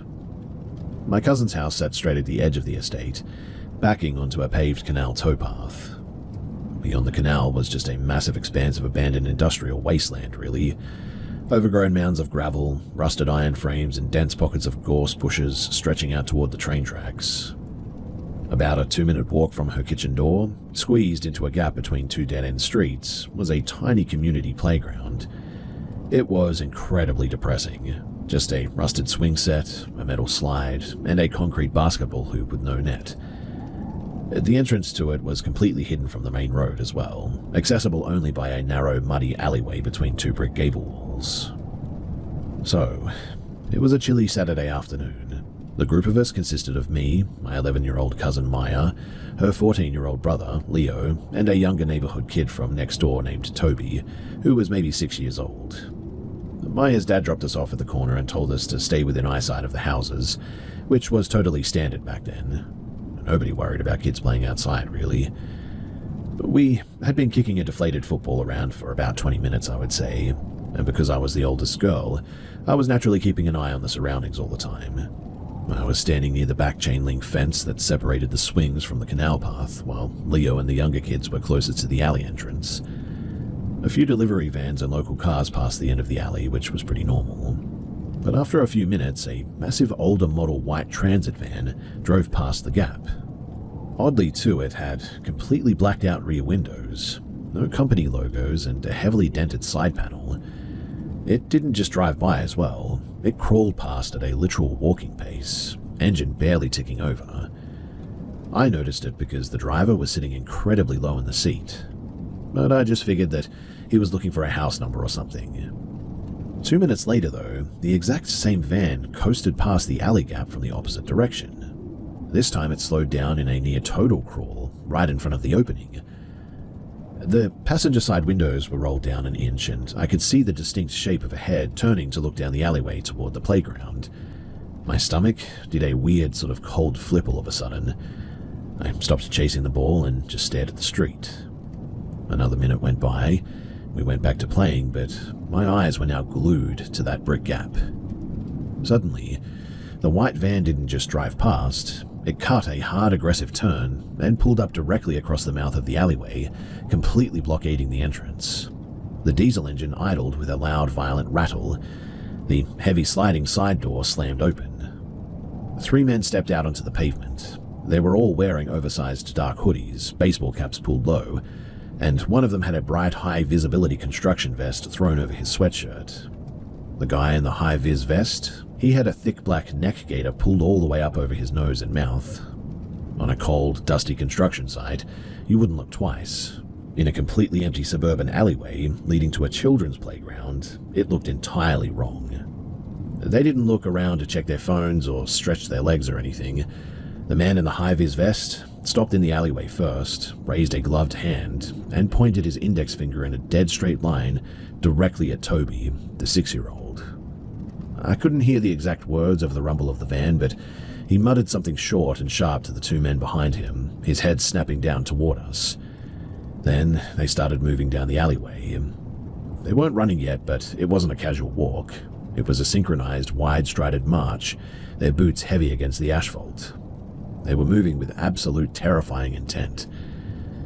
In that exact moment, my brain completely bypassed logic and went straight into pure primal survival mode. Maya completely froze, her eyes wide, clinging to the swing chain. Toby just stood there, holding the football, looking totally confused. But Leo, thank God for his age, instantly reacted. He grabbed Toby by the hood of his coat, violently yanked him backward, and screamed at the top of his lungs, "Run!" The second that Leo screamed, the man in the high-vis vest broke into a dead sprint down the alleyway toward them. The entire scene erupted into pure panic. I didn't even look to see where my cousin or Leo went. I was already at the back fence. I scrambled under a loose section of the chain-link wire, tore across the concrete canal path, and threw myself headfirst into the abandoned wasteland on the other side. It wasn't a manicured park by any means. It was a dense, hostile field of waist-high wild mustard weeds, stinging nettles, and thick briar patches. I didn't care about the thorns slicing my shins, though. I dropped flat onto my stomach in a deep, muddy ditch between two overgrown dirt mounds, pulling my dark jacket over my head and pressing my face directly into the wet earth. Within 5 seconds, I heard the heavy, rhythmic thud of combat boots hitting the gravel canal path just 20 feet from my head. There was definitely more than one person there. I held my breath until my lungs felt like they were about to burst, but above the sound of the wind, I heard a rough, breathy adult voice growl. She went through the fence, checked the bushes. Another voice, further down the path, shouted back, "Nah, forget it. The older lad went into the estate. We gotta get out of here." I lay frozen in that mud for what felt like 3 hours after that, but in reality it was probably maybe 90 seconds. I heard the boots sprint back across the canal path, followed by the distant echoing screech of tires spinning on asphalt as the van tore away from the estate. I was too afraid to go back through the playground entrance in case they were waiting on a parallel street, so I dragged myself through the briars along the back boundary line of the houses. I found a section where a wooded, sort of garden fence had a missing slat, jammed my feet into the timber, and hoisted my 11-year-old self over the top, tumbling into a stranger's vegetable patch. I didn't stop to explain. I sprinted down their side driveway and out into the main street. Leo, Maya, and little Toby, they were already huddling near a brick bus shelter 2 doors down from my uncle's house. Toby was crying hysterically, his football abandoned. Leo was hyperventilating so hard that he was nearly throwing up, his face entirely drained of color. We didn't say a word to each other. We just ran inside, locked the kitchen door, and threw the deadbolts. When my aunt and uncle came home later, we were so traumatized and overwhelmed that we completely botched the explanation at first. We just said that some scary older guys chased us out of the park, and because there were always local teenagers causing trouble on the estate, my uncle just assumed that it was antisocial behavior, yelled at us for crossing the canal path, and told us to stay out of the park for the rest of the weekend. We never told them about the van or the pointing. But later that night, while we were lying awake in the guest bedroom, Leo told me a detail that still bothers me. He said that the exact moment that the man in the high-vis vest started sprinting down the alley, he watched him reach into his front hoodie pocket and pull out a thick roll of like silver duct tape or something. That was the reason that Leo didn't freeze, and that's the reason why he grabbed the little kids and ran. We never went back to that playground, and my uncle moved the family out of the estate a year later. Looking back as an adult, I know exactly what that was. It wasn't a neighborhood prank, and it was not a scare tactic. It wasn't a misunderstanding either. It was a highly organized, targeted attempt by 3 grown men to snatch a child from a hidden park. And the speed at which that afternoon devolved from a normal Saturday into a complete nightmare is something that I will never forget.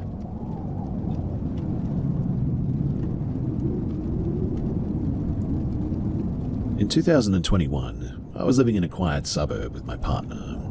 We had a small tight-knit group of friends that we'd seen pretty much every weekend for years. One of these people was a man called Simon. He was the definition of harmless, quiet, socially awkward, and someone that we included at barbecues because, well, he was lonely and we were trying to be nice. He never gave off a predatory vibe or anything like that. In fact, if anything, you just sort of felt a bit sorry for him. So one night, Simon gave my partner a USB drive, claiming that it was filled with indie playlists for our up-and-coming road trip. But we used it for months, plugging it into our car's head unit without a second thought. The ghost in our house as well didn't manifest in shadows or fog or anything. Instead, it manifested when we decided to clear the drive for new files. So when my partner plugged it into his laptop, he noticed the storage was nearly full, despite the drive containing only a few dozen MP3s. He dug into the system settings and he found a hidden directory that didn't appear in the main file browser. Inside were hundreds of image files. At first, too, they looked like random internet screenshots of like local news anchors, random women from public social media profiles, and street view captures. But then, the realization hit us like a physical blow. The subjects were our friends, people from our group chats, and then there was also me. Some of the photos had been crudely edited with drawing software, zoomed in on specific features or distorted in ways that felt deeply sickening. But the second folder, that was what broke me. These were not internet downloads, they were original photo files. They were of me and a few other women in our circle. Some were taken in public, sitting in a cafe, walking into a shop, angles that meant that we were definitely being tracked. Then, the images shifted to the private. They were photos of me from outside of our house, but through our bedroom window. There were dozens of them too, spanning weeks, showing me in different sleepwear, proving that this had been going on for a long time. In one, a blanket had been peeled back just enough to see what was underneath, if you catch my drift. In another, his hand was visible in the frame. I stared at the screen, my heart pounding, trying to remember if I had ever seen anything, but I hadn't. Suddenly, though, the coincidences of the past year were not coincidences anymore. My handbag had vanished from my car without a trace one day, the crunching of gravel outside of my bathroom window while my partner was at work at one point, the feeling of being watched when I was home alone sometimes. It was all a pattern. When we confronted him through text, he didn't even deny it. He sent a detached, pathetic message claiming that he was in a dark place and had become obsessed. He framed it like a tragedy that had happened to him, rather than a violation of our privacy and safety. What hurt as much as the breach, though, was the reaction of my partner at the time. While he was disturbed, he lacked the immediate, absolute urge to burn the bridge. He treated it like a boundary issue rather than a violent violation. When we eventually broke up, I discovered that they had been in intermittent contact, a betrayal that made me feel like I was losing my grip on reality at the time. I did report it to the authorities, but by then the evidence was gone, and so there really wasn't much that they could do. There was no legal traction for anything, and I never really got closure on the whole thing. I never found out if he was doing this to others or if it was just us, but I don't host casual get-togethers anymore.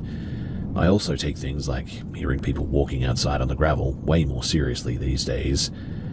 And I guess the scariest part that has bothered me all these years is that it was the person that I'd been eating dinner with for years that was the phantom in my own home, hiding right there in plain sight.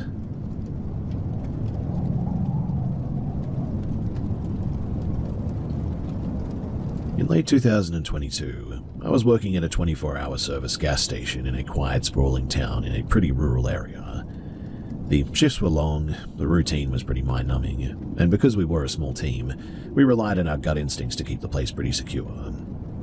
That's when a man in his mid-40s started showing up. At first, he was just another regular face, but the dynamic shifted pretty quickly.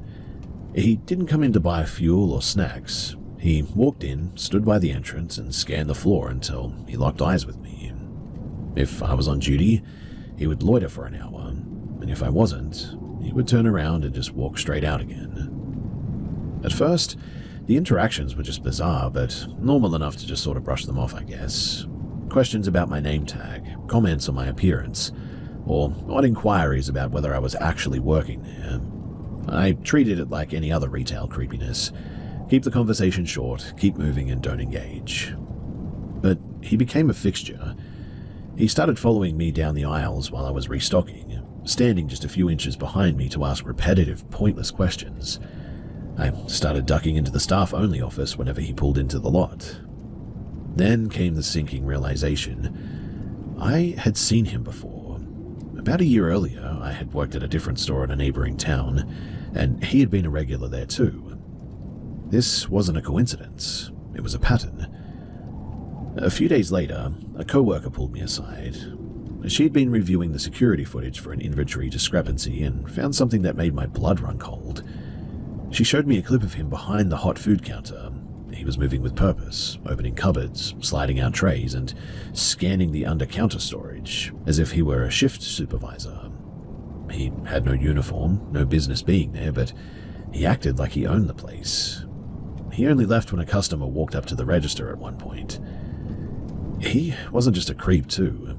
It seemed like he was practicing for something. He was playing staff to see how much access that he could get before being questioned. We started monitoring him obsessively on the cameras after this. The routine was always the same. Pick up a bottle, put it down, pace the aisle, and lean around the positions to watch me work. He'd stand by the cold drink fridges for 10-15 minutes at a time, never making a purchase, just tracking my movements like a predator mapping a territory. I stopped talking to him entirely after that. I gave him zero acknowledgement. It only made him more aggressive in his observations, though.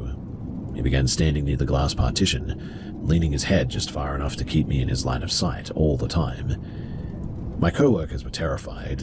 One of them told me that a girl who had worked 3 months prior had been handed a note by him, apparently, while she was in the staff-only area, which meant that he'd been slipping behind the counter long before even I arrived.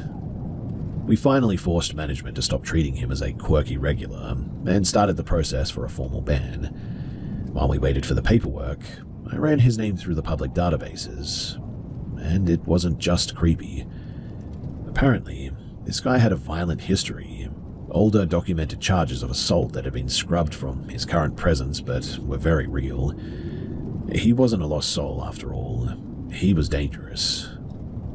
The tension broke 2 weeks later when the police arrived at the gas station. He'd been picked up after an incident at a different station, 40 miles away, and he'd done the exact same thing, loitering, watching the staff, and wandering into staff-only zones until he was confronted by an employee. When they challenged him, he actually attacked them as well. The victim ended up in the hospital, and he ended up in custody. The police confirmed our fears too. He was working up to an escalation point, apparently. The pretending to be the staff, the pacing, the constant watching. He was testing the boundaries, seeing how much control he could exert before he finally snapped. Management finally issued the ban and handed over months of footage to the police, but I couldn't go back after that. Every time the bell above the door chimed, my heart would jump into my throat, expecting to see him standing by the fridges. And so I quit shortly afterward. It taught me the hardest lesson in life, though. Never prioritize being polite over your own safety.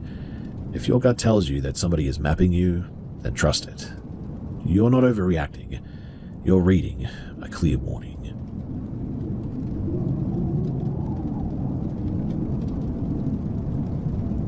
In the summer of 2021, I was back in my hometown in the north of England for university break, working late night shifts at a pub in the city centre. One Tuesday, I finished a trial shift just after 1 in the morning and started the familiar bike ride home. The route was a standard quiet stretch of Victorian terraced housing, illuminated only by intermittent flickering streetlights and the harsh buzzing glow of a 24-hour convenience store at the top of the hill. I was crawling up the incline, my legs burning, when a sound drifted out from the darkness of a front garden hedge to my left. It was a forced, jagged whisper. "Help! Knife!" I kept pedaling for 10 seconds, my brain frantically trying to rationalize it as a prank or a misunderstanding. But the image of someone being in actual danger overrode my fear. I stopped dead in the middle of the road and I looked back. A woman was peeling herself out of the thick private hedge. She was shaking, her face pale and flushed with adrenaline. She rushed toward me in the middle of the street, keeping her voice low and frantic, telling me that a man was nearby and that he had a weapon. I pulled out my phone and dialed the police, keeping it on speaker. She stayed pressed right against my shoulder as if the physical contact was the only thing keeping her from collapsing. She told me that she'd been sitting near the convenience store for a smoke when a man approached her. He hadn't started with threats, he had started with a helpful, overly familiar demeanor, asking if she was okay and feigning concern. When she tried to walk away, he had insisted on showing her a shortcut through a dense, unlit parkland area behind the shops. When she refused, his tone had flipped instantly. He told her that he had a knife and that she was going to go with him whether she wanted to or not. She had thrown her bag at him, sprinted into the darkness, and drove into the first garden hedge that she had found. We stood there in the center of the road, scanning the dark gaps between the terraced houses, feeling the heavy, suffocating silence of a neighborhood that was fully asleep and completely unreachable. It didn't feel quiet. It felt like we were being hunted almost. The police arrived in under 6 minutes, thankfully. They separated us, took our statements, and swept the surrounding alleys and the parkland path. They didn't find anyone, but they were grim and thorough. My dad drove over to pick me up in my bike as well, and I didn't return to the route after dark for the rest of the summer after that. Months later, though, the pieces sort of clicked into place during a conversation with a local acquaintance. A man had been arrested in the neighborhood borough after a string of violent attacks. He had a specific modus operandi as well. He would pose as a good Samaritan or a helpful local worker to isolate people walking home late at night. He had a history of escalating violence, including a murder charge from years prior that had gone largely unreported in our specific area. He was finally caught after an attack that mirrored the woman's story almost perfectly as well. The feigned kindness, the insistence on a shortcut to a secluded area, and the sudden shift to lethal intent. I cannot confirm with 100% certainty that it was the same man, but the timeline and the tactics are pretty much identical. Which also means that if that woman hadn't have trusted her gut and fought back, and if I hadn't have made the choice to stop and turn around, the shortcut that he had offered probably would have been the last thing that she ever saw. I still ride that road during the day, but at night, the silence there now feels less like peace and much more like a warning.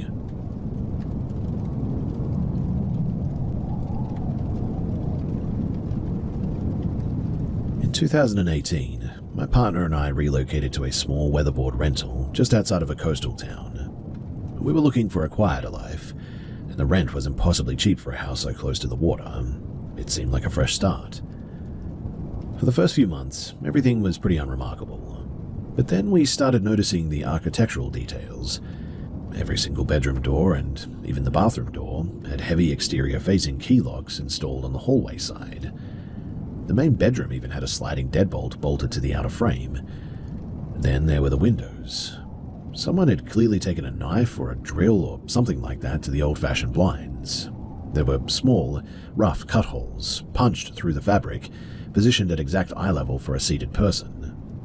Whether you were on the couch or lying in the master bed, you were being watched from the outside, it felt like. But we laughed it off as the quirks of a paranoid former tenant, until we started chatting with the neighbors. An older man next door eventually opened up about the previous resident. He didn't use names, just bad news. He spoke of constant, guttural screaming coming from the house at all hours, the kind of noise that didn't sound like normal argument. There was a dilapidated garden shed out back that was a health hazard, filled with filth where the guy had kept a dog chained up for months until the neighbors finally called the rangers to have it removed. When we mentioned the locks on the doors, the neighbor just went quiet. He didn't look surprised. He looked tired, if anything. The reality of the house, though, crashed down on us one Saturday afternoon. My partner had ducked out to the local shops, leaving the inner door open but the screen door latched.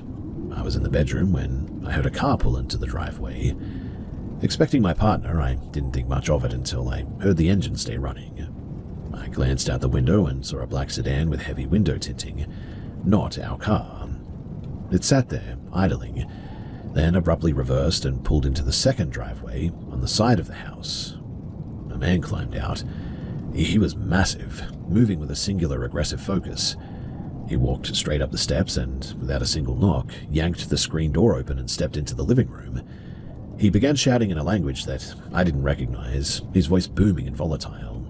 I was paralyzed, then hit with a surge of pure fight-or-flight adrenaline. I began screaming at him to get out, my voice cracking with panic. He switched to English, his frustration mounting as he demanded to know where he was, a name that I didn't recognize. He kept pressing me for the whereabouts of my partner, his eyes darting around the room as if he was looking for someone hiding in the kitchen. Then he stopped. He looked at me, really looked at me, and his demeanor shifted from rage to confusion. He asked, slowly, how long we had been living there. When I told him that it had been a few months, the fight just drained out of him. He muttered an apology and walked out of the house as quickly as he had entered. I was shaking so violently that I could barely unlock my phone to call my partner. As he pulled into the street, he saw the sedan turning a corner. Being reckless, he followed the car and pulled up alongside of it. The man was calm now, telling my partner that the previous tenant owed him a significant amount of money and had been dodging him for a year now. He had visited the house so many times while the previous guy lived there that he assumed that nothing had changed. It was a terrifying, hollow apology, but Over the next year, the legacy of the house continued. Other people showed up, some asking for the same man, some just knocking and trying the door handle when we didn't answer quickly enough. It was clear that the previous tenant hadn't just been a bad neighbor, he had definitely been involved in something systematic and dangerous. We stayed longer than we probably should have for financial reasons, but we turned that house into a bunker eventually. We installed high-definition cameras, replaced every lock, and never left a door unbolted, even if we were just in the backyard. We eventually moved on, but I still think about that afternoon. That man walked into our home ready for violence, and it was only by a stroke of luck that he realized that he was in the wrong place before anyone was hurt. It's a sober reminder that sometimes the cheaper rent is actually a tax paid in nerves, and you never really know who or what is still looking for the person who lived there before you.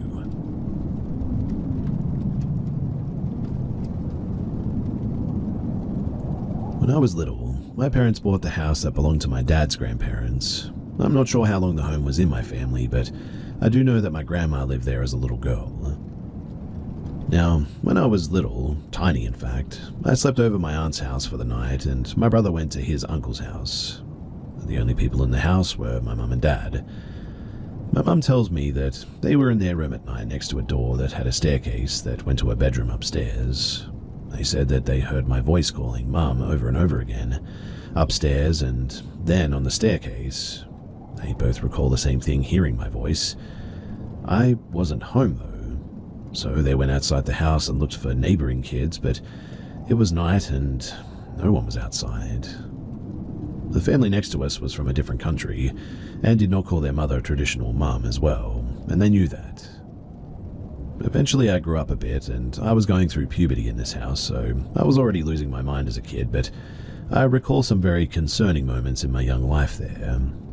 I lived upstairs in that room, and I was going through it as one does, but I was only about 9 and thought about putting something on my neck and floating, if you catch what I mean. And I tried, but luckily I was immature and didn't succeed. The upstairs had a staircase, and it was open with white wooden balcony around it, so you could look down. And that room, it still gives me the creeps. When I was younger, my aunt's boyfriend's brother died on train tracks a couple of miles from the house, and you could hear that train come through at night. At the night of, I slept in the living room and woke up at dawn standing on my tippy toes looking at a window that was next to the fireplace at the sky. At this time of the morning, the sun was coming up and there were stars out. I could hear the train, and when I woke up later, my mum had told us that he had died. I think about this a lot. On another occasion, I was in my upstairs room and we had it split down the middle. My sister's crib was by the stairs and I was on the other side of the room. But we split it off by her closet and my little couch that I got from a garage sale. You couldn't see the closet doors from my bed, just the back of it. I was texting on my little flip phone and a towel flew and hit the wall. I was so scared that I couldn't move. I refused to be in that room anymore after that too. I decided to move into the basement of the house when I was in 6th grade. I had a folding cot, an old TV. It was going to be my space. I suffered from sleep paralysis pretty much every single night, and I felt watched, uneasy and sick down there. My mum told me that my grandpa built the basement out. I'm not too sure about the basement, but it was not a good place to be, I'll tell you that much. We all heard footsteps down there, multiple times, shutting doors, running in the basement. Unfortunately, that was the most scary, but before we moved out, I took a school photo of myself and hid it in the baseboards of the stairs of the scary upstairs room. I doubt it's still there, but I heard the new owners gutted it years ago and Gray flipped it. But here's my dilemma. I've been having nightmares about this house ever since we moved out years and years ago. We moved out before I went to middle school. I'm in my 30s now. It's been a hot minute since I've been at that house, but my dreams are always supernatural, about me in the house as an adult. The most recent dream was about a demonic spirit telling me that I needed to paint a picture of a window with green ivy around it. The upstairs room's window next to my bed, the wall outside was covered in ivy. It completely took the house on that side too. And it also told me that I needed to paint myself at the window. I told my husband this, and he said absolutely not, that it sounds like a trap and some conjuring stuff. I agree, but I really feel like I should paint it, and I'm not sure why I feel so inclined to do it. The house has been haunting me ever since, and we've all had supernatural experiences there, even my grandma as a little girl.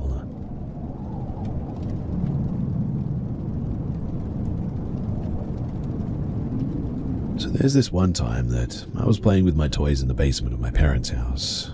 I was around 6 years old, so it must have happened in 2011.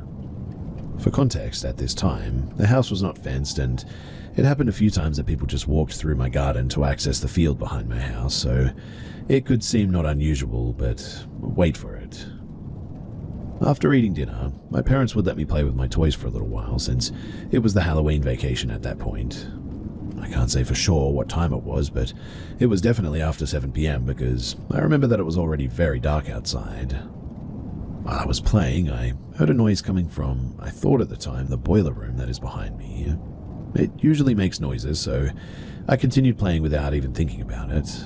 The door of the boiler room was closed like always. It's always closed because otherwise we can smell the fuel in the whole house. Anyway, I continued serving plastic food to my non-existent clients in my non-existent restaurant. Then I heard another noise.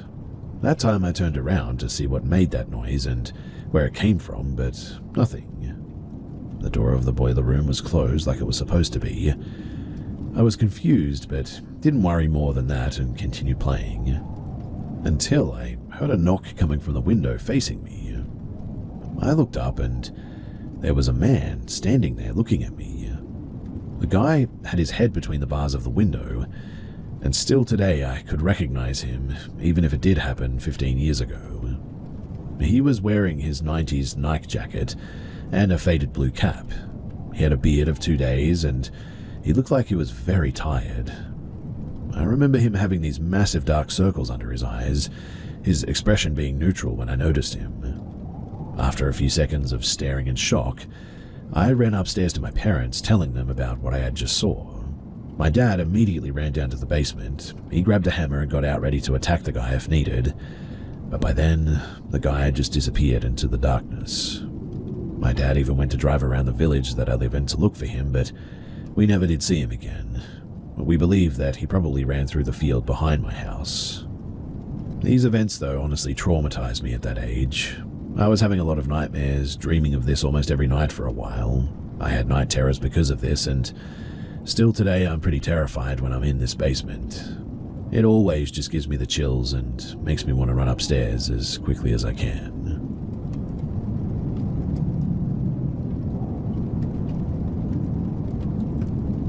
So early this summer, I, male 16, got my driving license for a 50cc moped, common and popular thing here in Europe, and I was really hyped to finally get to ride with my friends and explore places that I couldn't have explored before without my moped. And everything went great for the first couple of days, until one day, me and my friends were just out cruising and having fun.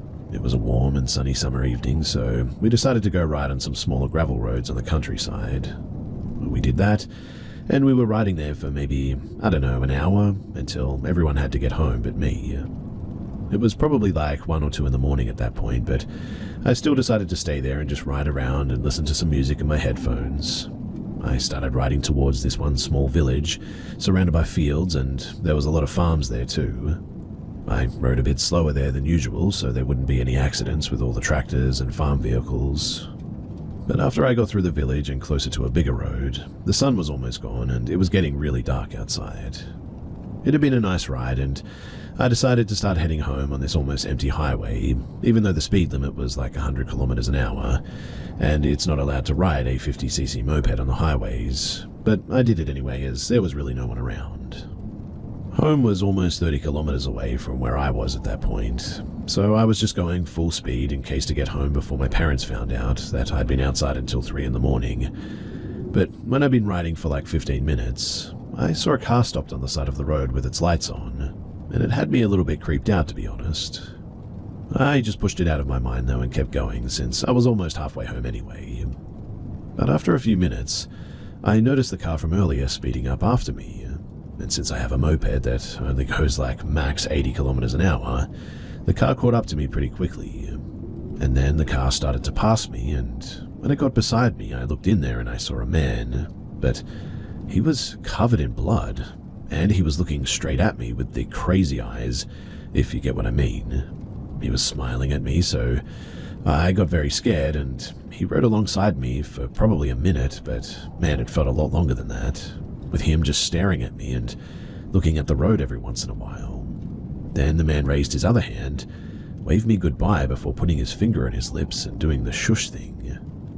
After that, he sped off and got off of the highway onto a ramp to a smaller road, and when he did that, I saw that the car didn't even have a license plate. That was a super creepy experience, and I don't know why the man was covered in blood, and why he had been parked on the side of an empty road at 3 a.m, but what I do know for sure is that he's definitely not somebody that I would hope to ever meet again.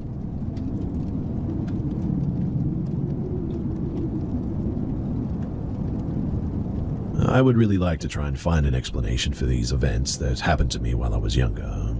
It still sticks in my head to this day, and makes me feel anxious for some reason. So while I lived with my mother, she said that she had experienced quite strange things happening in her house, from the kettle turning on randomly, even whenever we got a new kettle, to her just feeling uncomfortable during the night. When I got to about 10, I believe, one night I got up to use the toilet, and I remember seeing a man standing in our hallway, which really scared me. I ended up screaming for my mum to help after running back to my bed. I remember telling her what I saw and her actually believing me, which I think helped me cope a bit. Another time, which this one still scares me the most, it was around the time I was 14. I was in the same house, and it must have been about 6 a.m. I woke up to a strange feeling, like somebody was watching me from next to my bed. The way my back was facing, I couldn't see though. I slowly turned to see a shadow silhouette standing right next to me, faceless. I didn't make a noise or anything, but I punched where the silhouette was, and then when I released, I just sort of laid back down straight away in a fetal position, because a very strong feeling of like fear and anxiety washed over me. I couldn't move, as I thought that it would do something to me. I stayed there like that for about 20 minutes and slowly turned to find it not there anymore. After I moved into my grandparents' house at about 15, I started to feel the same feelings I felt at my mum's about 2 months in. And one night, I heard what sounded like bare feet running to and from my bedroom door to the back outside door. It was a wooden floor and it was quick, like it was running, and then it would just sort of stop dead right outside of my door. Then it would wait for a few seconds and start running again. I texted my grandma asking if she or my grandfather were walking around. Luckily, she normally wakes up to text, so she replied no, and I then said, could you please come down the stairs with our dog and turn the lights on? As soon as she walked out with the dog though, I could hear my dog barking and then my grandma walking up to the door. And these were completely different footsteps. Weird stuff would happen all the time too, and I always felt like something was watching me. I invited my girlfriend over one time when me and her were like 16, and she stayed the night with me. At about 1, I could hear the footsteps again, so I woke her up and said, "Can you hear that?" Without saying anything, she listened, and then nodded at me yes. We did the same thing and texted my grandma, asking if she was moving about the house, and she said no again. But this time, I got the courage to swing open the door. I guess I was trying to act tough in front of the missus, but when I did this, it was nothing but a cold feeling of like dread. There are 2 more times I had experienced something. One time I was having strange dreams of being tickled in my sleep. I woke up to still be feeling this feeling and started freaking out as I'm awake and feeling somebody tickling my body. I leaned over my bed, not sure why, but I looked at the floor in the pitch dark, when out of nowhere, this strange blast of air, which felt like when you sort of stick your head out the car window at a high speed and you can't hear, hits me in the face. Obviously, I didn't sleep for the rest of that night. The last incident happened, though, when I came back from living in Scotland. Interestingly, too, in Scotland, I had no issues at all. Anyway, I had pulled up to my grandparents' house with my ex-girlfriend, and we were just having a chat in my car. I look in the front window of my grandparents' house, and I see the same shadow silhouette that I saw all those years ago. Once I get into the house after coming in through the back door, I can hear the radio switch on up in the front room. My pop turns it off and says I haven't heard it turn itself on ever before. And really, that's about it. It's been helpful to share this to just get it off my chest, but if you have any answers, I would definitely love to hear them for closure. I have to try and stop thinking about these events that happened to me because they just make me feel a bit crazy and stupid, but anyway, if you have any information about what any of this could have been, then please do share it.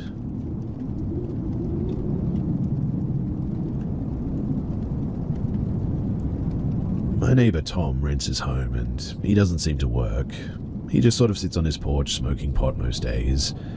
We've always kept to ourselves, but when I moved in 3 years ago, he introduced me to his wife, Susie.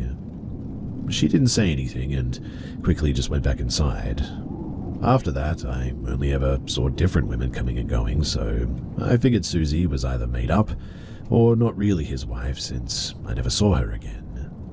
But today, for the first time in 3 years, I saw Susie outside. She looked like she hadn't seen sunlight in years. Pale, mentally unwell, and staring at the ground. She might even be disabled, I'm not sure. As I pulled into my driveway, Tom quickly rushed her back inside though. And now I'm really concerned that she's been kept inside all this time. Am I overreacting, or is this something that I should be worried about? Also, Tom has several vehicles, but only one is ever at the house at a time. A beat-up red Tahoe, a nice truck, a van, and a new silver Tahoe. It changes depending on the day or the week which one he's driving. But I've always found it odd, especially since it seems like he doesn't work, and I initially wondered why Susie never had a vehicle. Anyway, based on some feedback that I got, I decided to call for a wellness check for tomorrow on my way out of town. I've also since investigated a bit more and looked up the license plates on 2 of the 4 vehicles that he rotates out, and neither match the vehicles that they're on. I've spoken with a police officer who's a friend of a friend, and I shared all the details in the background. He's thinking that it will be best to have a cop pull Tom for the license plate the next time that he leaves the neighborhood, and while they're dealing with the mismatched plates, another officer will go to the house to perform a welfare check. I'm now waiting on an official callback to confirm all and take my statements on record, and I'll keep you guys posted about that for sure. But this whole situation, something just doesn't feel right.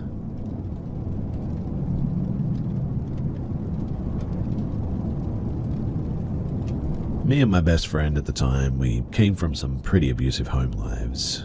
As such, we often sought refuge in the woods near our neighborhood. We did this because, during the day, we would be free of our abusers and adults brushed this off as kids being kids. But on a particularly bad night, my drunk father invited his motorcycle gang over who were all terrible drunks themselves.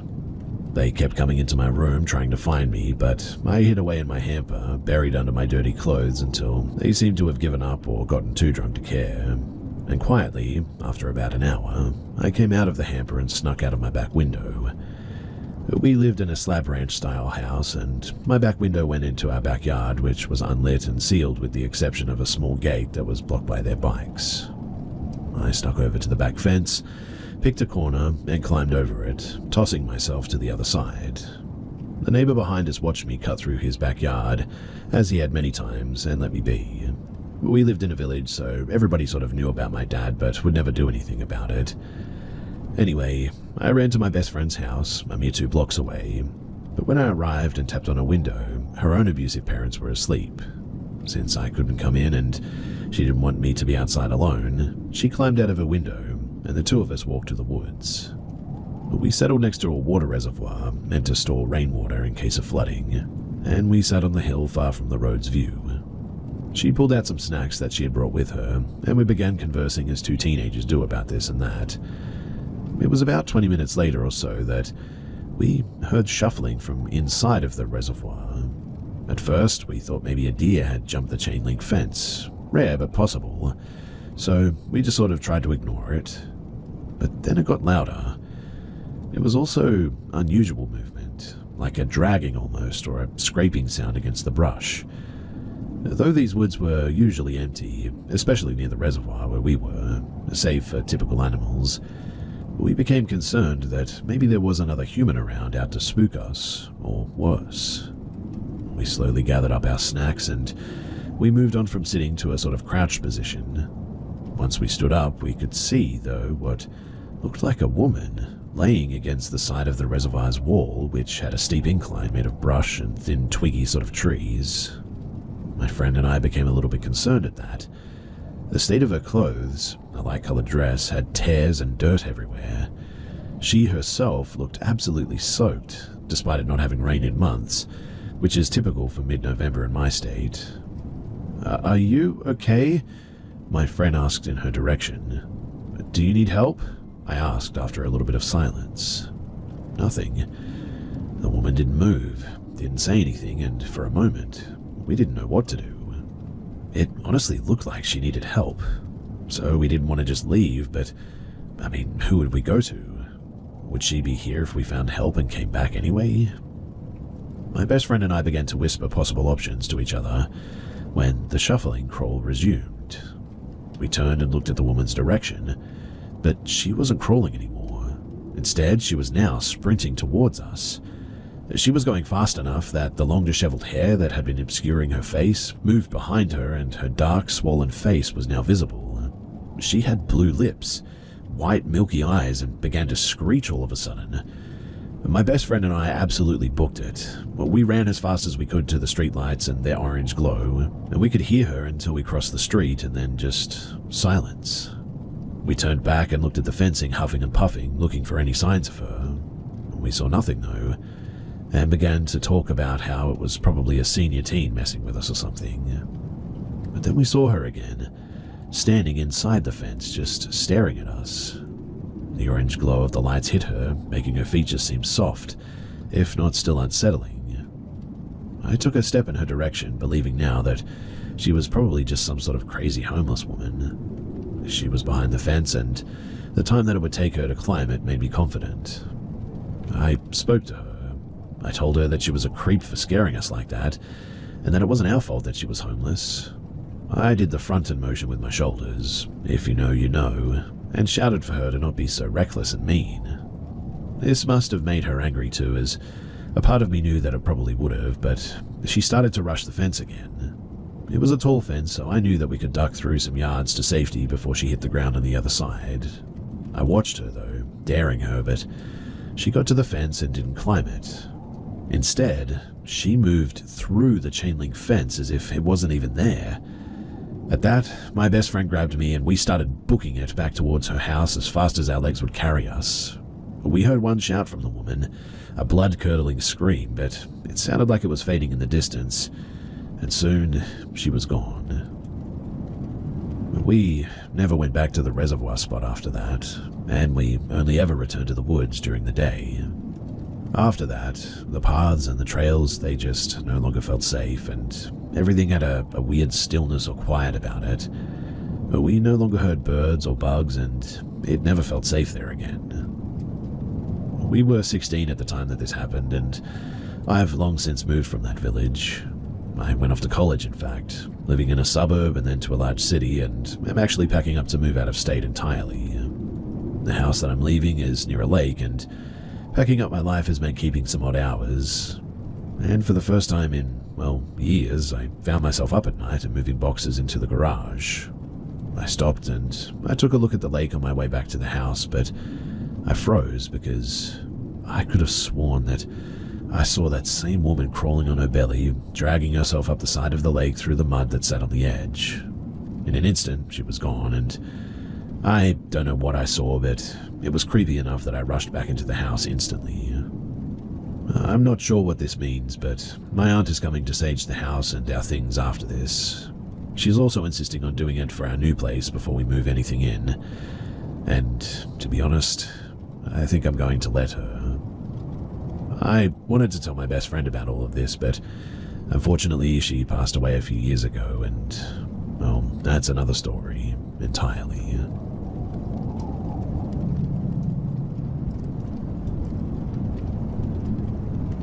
This happened a few years ago. While I've never been a real skeptic, I guess, I never had an actual personal experience until this point. I could tell a dozen stories from that place, but hands down the scariest experience I've ever had is this. In 2021, I was working as a private investigator for a security firm, but would sometimes be called in to cover security guard posts. I was called in over a long holiday weekend, during which a factory was going to be shut down.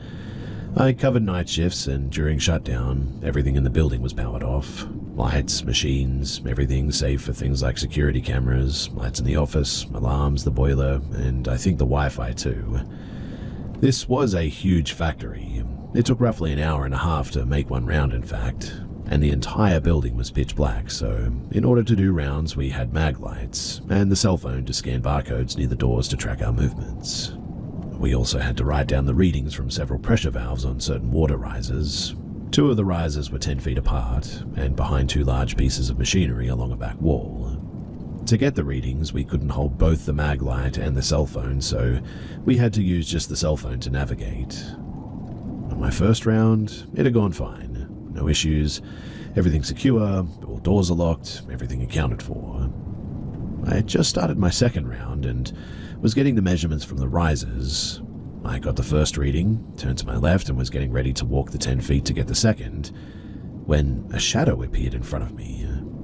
It didn't really have a distinct shape, but was human height, and so black that I could distinguish it from the already pitch black of the factory. Before I could do anything, it flew directly at me, passing through my chest, and it was the most horrid, soul-deep, ice-cold feeling that I've ever had. I instantly collapsed on the floor, and while I don't know how much time had passed, I managed to call my boss at some point.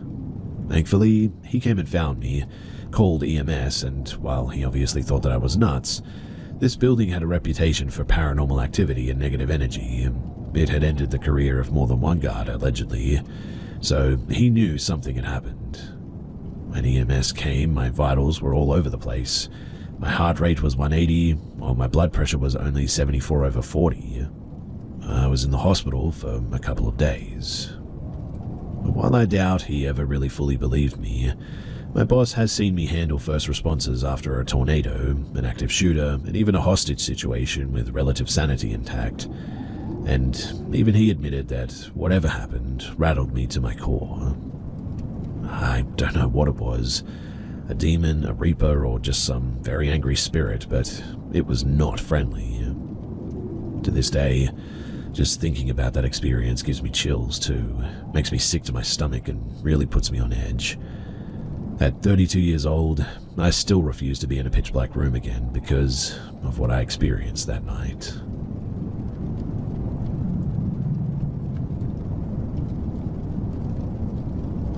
First of all, let me start by saying that I'm just some regular guy who thinks that, yeah, spirits are real and I believe in God, but I never think about any of this stuff or am spooked by it either. If I hear a strange noise while sleeping, I ignore it and just carry on. I honestly pay it no mind and go about my days just normally, but something I witnessed about a year ago, it still bothers me until this day, and I randomly think about it from time to time. It was a regular day, and I was driving home at night like I always do. I'm going down a residential street that's about a few blocks from my home. I've driven down that street like maybe 1,000 times or more. Think of a 2-lane street each way, wide street with gated communities on both sides. I want to say it was around 9:30 at night. I was driving home from my son's baseball practice. My son was sleeping in the back seat. I make a right turn into that street, and traffic was a lot lighter than usual. If I recall correctly, it was one car quite far away coming my direction and perhaps 1 or 2 cars in a distance behind me. So as I'm driving down the street, I notice what appears to be a person walking on the sidewalk on my right-hand side. He's walking towards the same direction that I'm driving, so I can only see his backside. And I say his because it had the body frame of a male, as it was tall, lanky, and medium hair that reached its shoulders. He was also wearing something like a black hat, a skinny figure, black pants, black shirt. If I had to guess, maybe around 6'4", 6'5". I keep driving, and as I get closer to this person, perhaps around 20 to 25 feet away, I was suddenly completely stunned. This person turned around as it saw my lights approach, but in a very quick and vulgar way, like when somebody calls you over and over, and you turn around and say, "What?" Well, in that kind of way. And let me tell you that whatever it was not human. And no, it was not a mask. If it was a mask, it was more real than what CGI can do in movies nowadays. It was this monster-looking face, alone on a sidewalk in an empty street. It turned around, saw me, and stared at my car as I drove past it. I looked in my rearview mirror and it had stopped walking and just sort of stared. Immediately, my first reaction and thought to myself, aside from shock, was, "Dear Lord, what did I just witness?" And until this day, I still have no answer for it.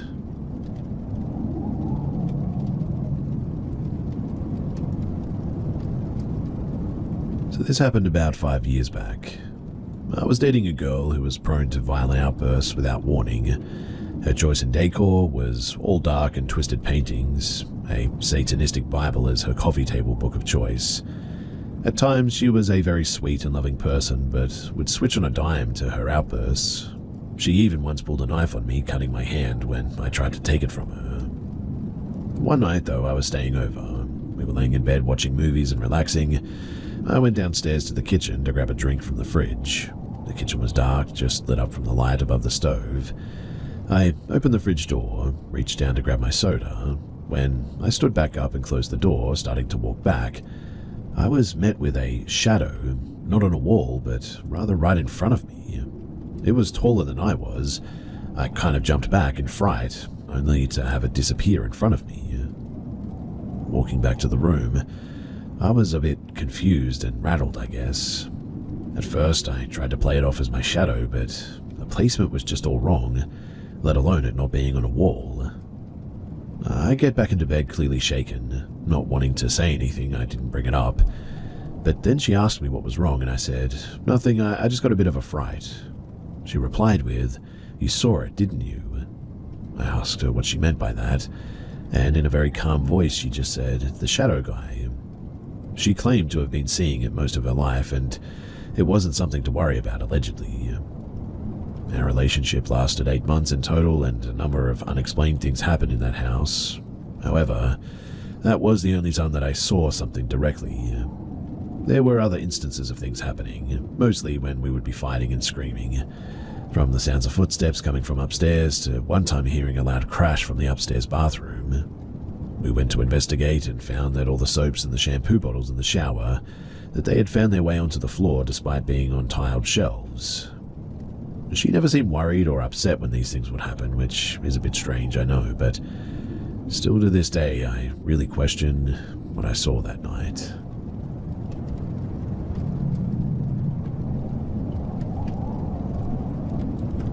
My children have been talking about seeing something in their room the last few weeks.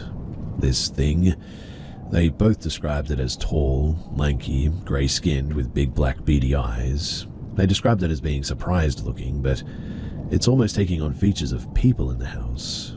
So, it is hairless, sometimes, but other times has long dark hair like myself. They said it's almost looking like one of the kids in facial structure, or their aunt who they look a lot alike.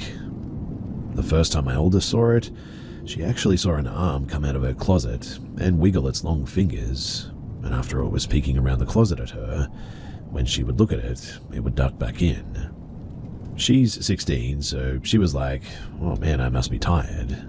But my youngest, she hasn't been told anything so as not to scare her, saw the same thing looking over their door at her. My mum was over and we got into the subjects of ghosts one time, enthusiasts that we are. My oldest daughter brought up seeing something, and before she could even get it out, my younger child was like, "Did it look like this?" and proceeded to describe it in detail, and my oldest said yes.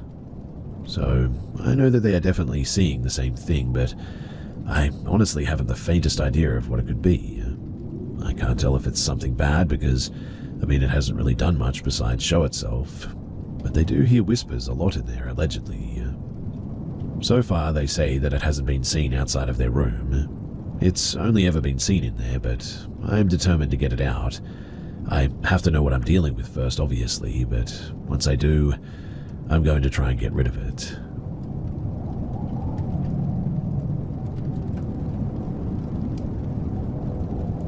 So this may all seem insane or delusional, but I would really love to get someone's feedback on this, a second opinion at least. This entire thing is true, I can assure you that. I've never stopped thinking about it or wondering about this night too. So, in 2021, I moved into the house that I currently live in. I'm renting it. The house was built in the 1950s, from what I can gather through records. All seemed fine when we first moved in, except for the red room. Upstairs, there is a triangular attic-type space, painted completely red. It gave me terrible feelings of dread when I first walked into it. For months and months, I left it empty too. I wouldn't venture into it. My mother, who is a Christian but does not believe in ghosts, came to visit the house when we moved in. She walked into that room and said, "Oh my goodness, you should consider having our pastor come see this and pray," because she also got the dreadful feelings. Our bedroom is downstairs below that room, and at night, I would always hear like walking or creeping up there and lay awake sort of scared. But then it all went downhill. You see, as I got into bed one night, I heard an echo or young sort of female type voice whisper my name directly in my left ear. I froze and went completely cold. Waking up my partner in a panic, he shrugged it off. The next night I heard the same voice, but coming from the next room, saying hi. I tried my best to ignore these things until one of the scariest nights that I've ever had. I was upstairs. My office is directly beside the red room, a door separating them. I was at my vanity taking off my makeup when the red room door slowly opened. Over the months, it would randomly open quite often, scaring me a bit, but my partner just blamed a draft, even though there wasn't one. But I tried to ignore that door. But that was when I heard loud footsteps downstairs walking around through the house. Assuming it was my partner at first, I finished my skincare and came down for bed. The whole house was dark, so I thought, that's weird. I just heard him walking around. I walked into the bathroom to pee, and as I passed the kitchen, I saw a tall, dark shadow-type figure walk past me. I could see it through the light coming through the windows.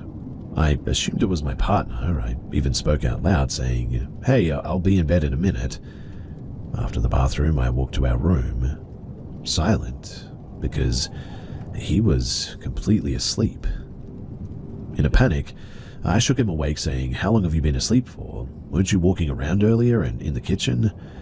Through his sleepy demeanor, he said, "I've been asleep for what?" And he looked at his watch. 2 hours? And rolled back over. I went completely silent and cold again. I turned around to face where the kitchen was, and I saw nobody. But I was completely terrified by now. I quickly climbed into the covers and tried to wake him to tell him that we needed to check the house because somebody was in here. He didn't listen though and said to just go back to sleep. I turned my face and I saw a tall figure standing directly over him beside the bed on his side. At that, I couldn't hold it in anymore, and I let out a massive scream and grabbed him. This made him wake up, confused and asking, "What's wrong? What's wrong?" I cried and said that I just saw a person again over him. And when I said that, he jumped up and checked our whole room, under the bed too. He said that there really isn't nobody here. He's a skeptic, always has been, never was afraid of the house. And well, that all changed once he got back into bed.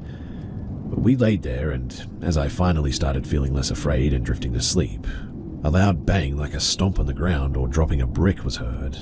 The sound came from the floor on his side of the bed, right where I had seen the figure. He immediately was shaken from his sleep and screamed, "Okay, what the heck was that?" I could tell that he was afraid. I'd never actually seen him afraid. I started to panic, saying that I told you there was something there. Crying a little bit now, I really didn't know what to do. He immediately went around checking the entire house, making sure nobody had actually broken in. He got back into bed and I said, "You know that it wasn't a person, right?" He didn't know how to respond. This is all 100% true. It happened early last year in 2023. After this event, we moved our bedroom to another room across the house and turned the old one into a bonus room. Since moving our room, nothing has happened since, which is a bit bizarre. I wondered if the entity, or whatever it was feeding off of me easily because I was sleeping directly below that red room. I'm not sure, but since then the only occurrence has been the red room door opening, the doorknob rattling a bit too. I now rebuke whatever it is when this occurs. I'm not the most religious, but I very loudly and firmly let it know that it's not welcome and it needs to leave me alone. So, I'm here to get your thoughts about what all of this could be and what you think that I should do about it.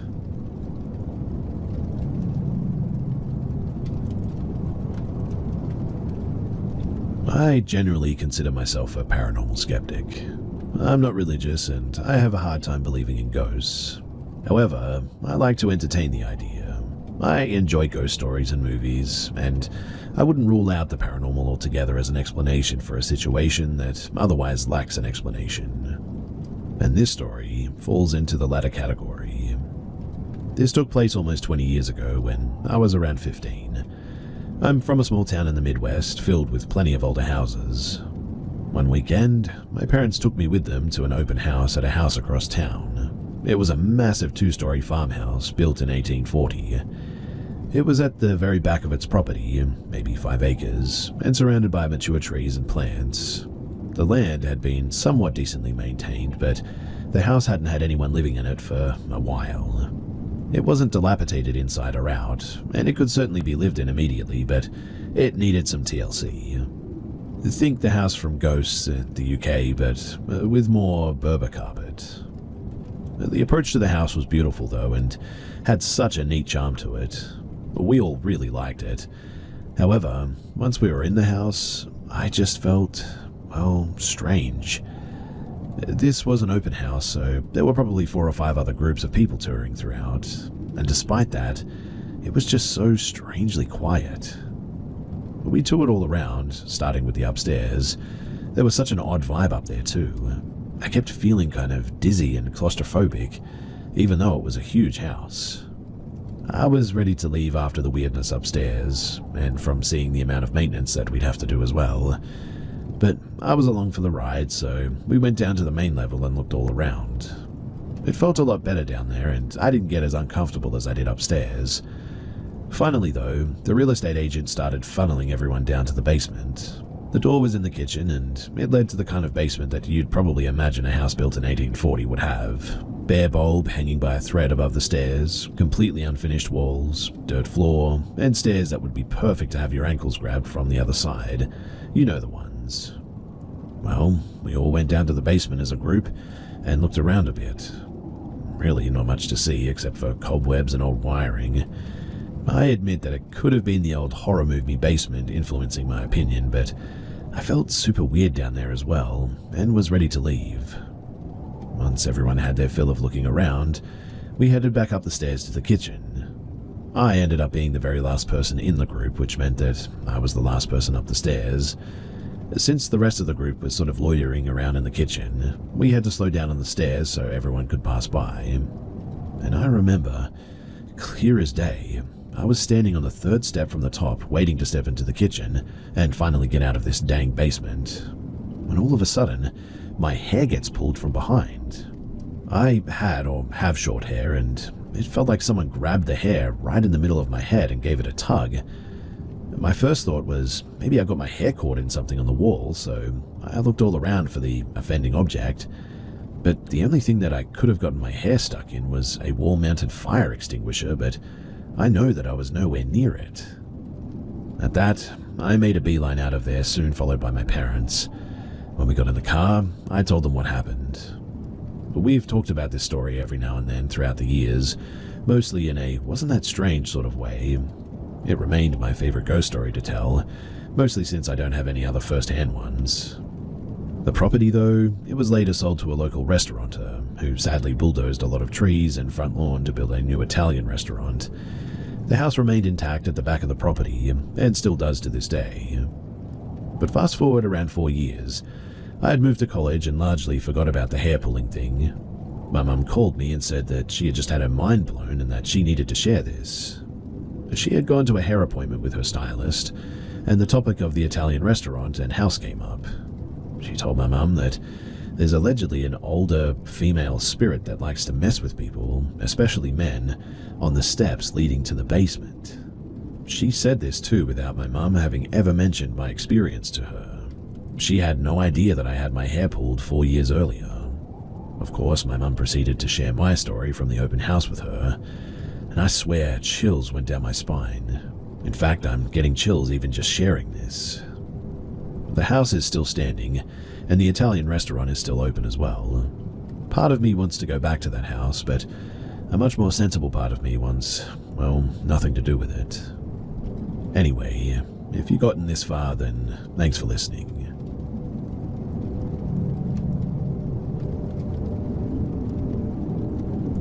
Growing up in rural Alaska, I experienced a lot. A lot of weird things, like amazing herds of caribou, strange weather, but the weirdest things to me are the times that I wasn't able to see the source of yelling or hollering. A lot of times I traveled alone throughout the Brooks Range and up into the North Slope to hunt and trap. From a young age, I learned how to hunt and field dress animals too, set up survival shelters, and even how to travel at night with the usage of the constellations like my ancestors before me. But these long and very arduous journeys sometimes brought me more than I was willing to endure. In the winter of 2017, I had a trap line along the left side of the valley headed northbound.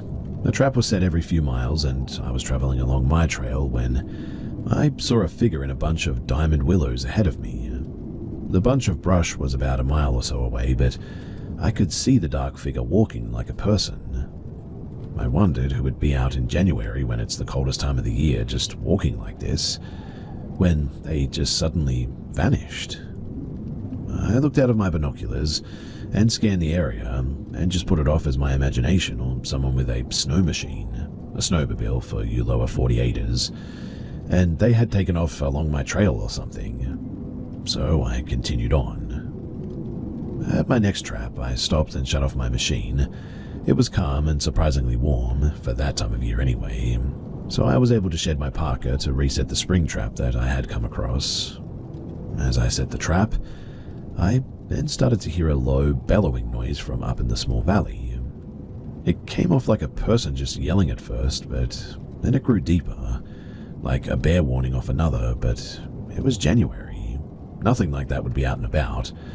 The most that you'd find would be wolves, maybe wolverines and caribou. Even moose tend to travel south for that time of the year. As I started to pack up, the noise began again though. It grew louder and louder, and I remembered that figure that I saw and wondered if they had anything to do with it. But I did my best to ignore the noise like my elders had taught me, and to just go about my business. But then, suddenly, I could feel eyes on me. I looked towards the valley where I felt the weird sensation, and there was nothing. I even pulled out my binoculars and looked, but nothing. I listened for the noise again, and when the bellowing began again, I responded this time.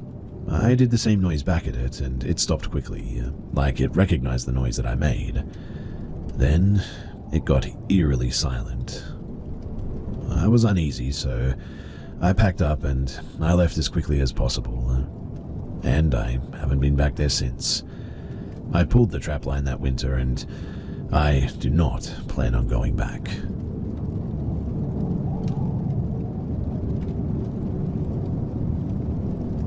When I was 4 years old, I had cancer. When I was 5, the Make-A-Wish Foundation built me a cubby house next to our shed. I would go down there nearly every day and play. And one day, however, I noticed what looked like a man standing in the trees behind the shed. Naturally, I stayed away from it. When I had friends over, my friend, who was 2 at the time, would scream and cry about not going near the trees, and everyone made fun of her. Whenever it was, it would never appear when adults were around though, sometimes vanishing when we tried to point it out to our older siblings and parents. One day though, I decided to check out the area on my own without supervision, and I came across the man. Except he had 4 arms, a green coat, and a jester's cap on. He had red eyes and pasty skin with red polka dots. He looked at me and sighed a big sigh as if he had found me after looking for me for so long. I noticed he started inching closer, and that was when I decided to run away.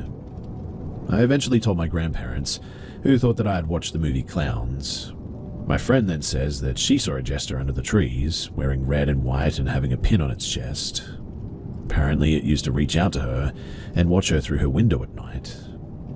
But does this sound familiar to anyone? Has anyone come across something like this? I came across something online called a Caraveldi, whose profile picture and description matched nearly identically to this. If you know anything, then please do share your thoughts.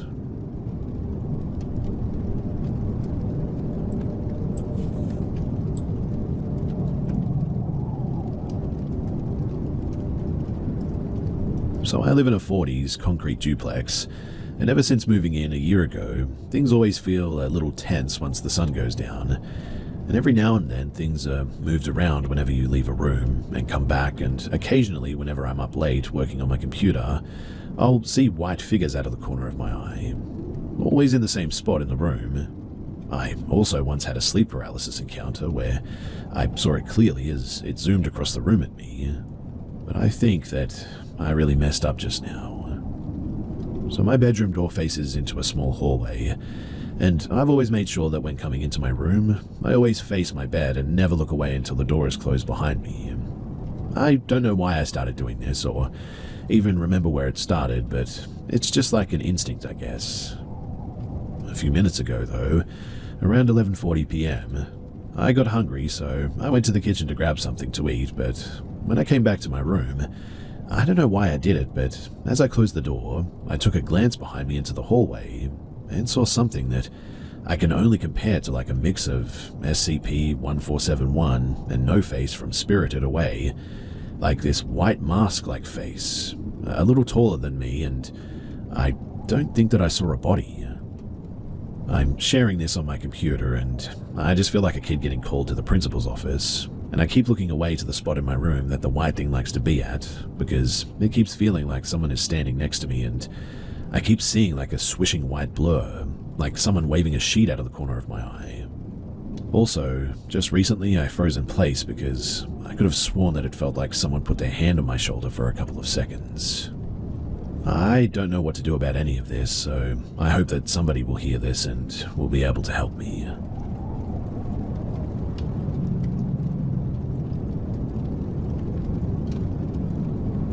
So I'm hoping to get some feedback on something unusual that I experienced a few years ago. I've always been a bit skeptical of paranormal phenomena, but this encounter has always stayed with me. I want to share what happened and see if anybody else has had a similar experience or can offer at least any insights. So, this happened when I was 16. It was around 7 to 8 p.m. and I was in my fully lit bedroom scrolling through Instagram. I was awake and fully aware of my surroundings when suddenly my alarm clock turned on by itself and started playing Cake by the Ocean. A random detail, I know, but I remember feeling a bit uneasy at that moment, like something was off in the room, like I wasn't alone. I looked up and there, right next to my alarm clock, was what I can only describe as a humanoid entity. It wasn't solid, but rather it seemed to be sort of made of light. The light was bending in a way that formed the shape of a person. Arms, legs, head, torso, but no fine features. It was almost like a distortion of light, kind of like a heat mirage is the best way to describe it. The room also seemed a little bit more brighter than normal, almost like the entity was somehow affecting the electricity or the environment or something. I remember feeling terrified, but also knowing that whatever it was there clear as day. My eyes started watering and I couldn't speak. I ended up slowly backing out of the room, closing the door and running upstairs to get my dad, and when we went back down, it was gone. I've never experienced anything like this. I know some might chalk it up to just a vivid imagination or something psychological, but it felt real. My mum also mentioned that I had an imaginary friend when I was little, and she had a psychic once even mention it. That has always stuck with me a bit, and now I'm wondering if there's any sort of connection to what I saw all those years later. I'm curious to see if anybody else here has had any similar encounters with a light-based or energy entity like this, or if you have any insights into what I might have experienced. Thanks for listening, and I look forward to hearing your thoughts.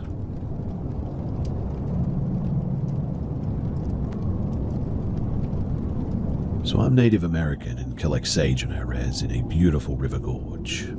I took the same buddy from the last story from the Passade shower, and we ended up high on a primitive road miles from the highway overlooking said gorge. It was already dark, but there was a warm wind coming off the river. He had never been on native land before, and I told him that we thank the earth and ask permission before taking her bounties. Cheesy, maybe, but I'm not taking chances and am always respectful. He's so white, though, that he's practically translucent. I call him Alabaster as a bit of a joke, but he's always been respectful about native customs and all that, so we get along. We kept hearing what sounded like tiny rabbits in the scrubby sagebrush all around us. But there was some scrubby brush and trees that were dense and maybe 15 feet high. We were on res land, not where houses were, though, and I thought maybe someone let their horses or livestock graze, as there was a large metal trough right there that we were hearing the small animal chatter from. This chitter was high-pitched and sounded really adorable, to be honest. It was at night and in the pitch dark, but the sound really didn't bother us. Anyway, my buddy wandered near the trough that was set off of the primitive road and in the scrubby trees, not really accessible to livestock or horses or anything. It was surrounded by sage and brush, but looked brand new and sort of shiny, I guess, which was a bit weird. But when my buddy got closer, something very large, larger than his 6'2" frame, came loudly crashing through that brush. We heard branches and brush snapping like a large wild animal was charging through there. We couldn't see anything, to be honest, nor did I want to, but I did my signature round 'em up whistle. And yes, I'm aware that whistling at night isn't really that good, but we scurried to the car quickly, apologized to whatever it was that we had disturbed, and quickly left the area.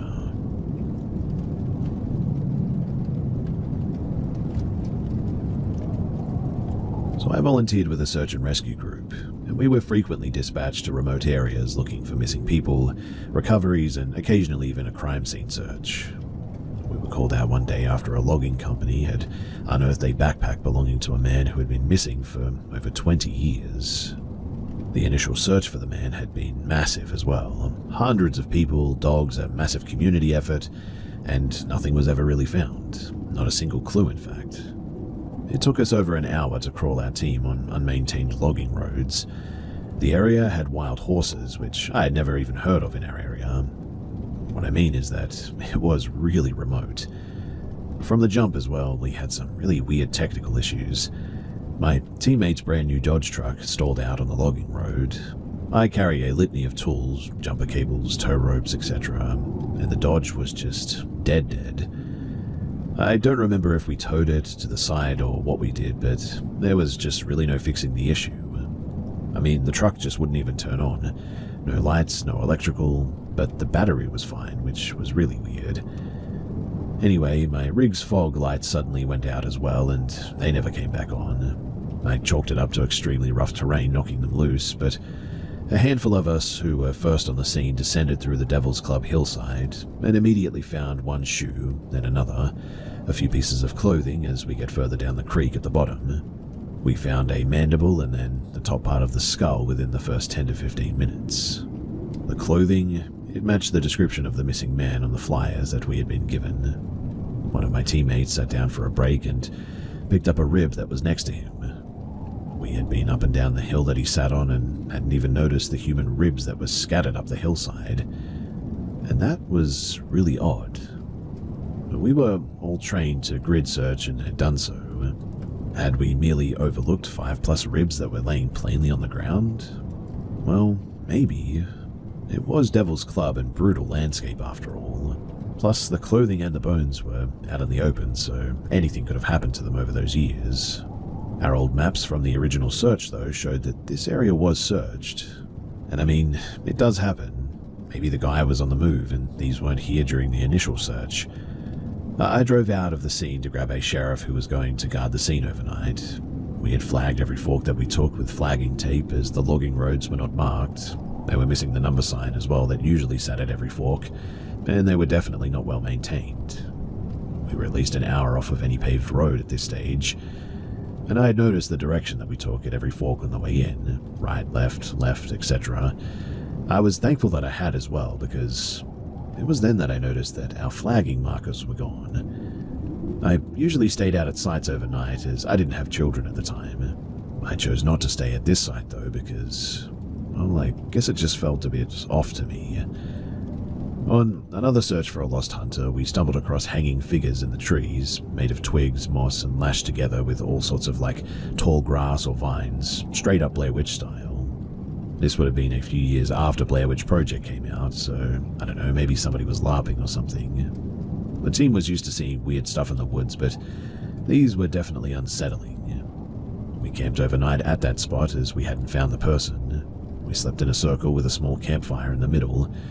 It was fall, headed into winter, and so it was cold that night. We just had sleep sacks and bivy sacks, no tents or tarps or anything. And when we woke up, there was a small bundle of twigs lashed together with vines by our fire. We initially blamed our team clown, who was always pulling pranks, but the look on his face told us that it wasn't him. We have no clue what or who it was, and we never did find out if it was a prank or not, but something tells me that it wasn't. Many of the old-timers swore that they had seen or heard or smelled Bigfoot out there as well. These were pretty tough men. Many had military or law enforcement experience even, and they weren't the kind of guys to get scared by much, but when they spoke about it, you could definitely tell that it got to them, at least a little bit.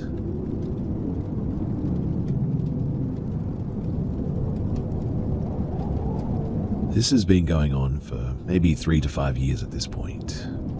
I didn't think too much of it since it was always in the corner of my eyes whenever I was reading or watching TV or just trying to sleep or whatever. But within the 2 years in the 5, I noticed that I had seen a person, I guess you could say, a lot more.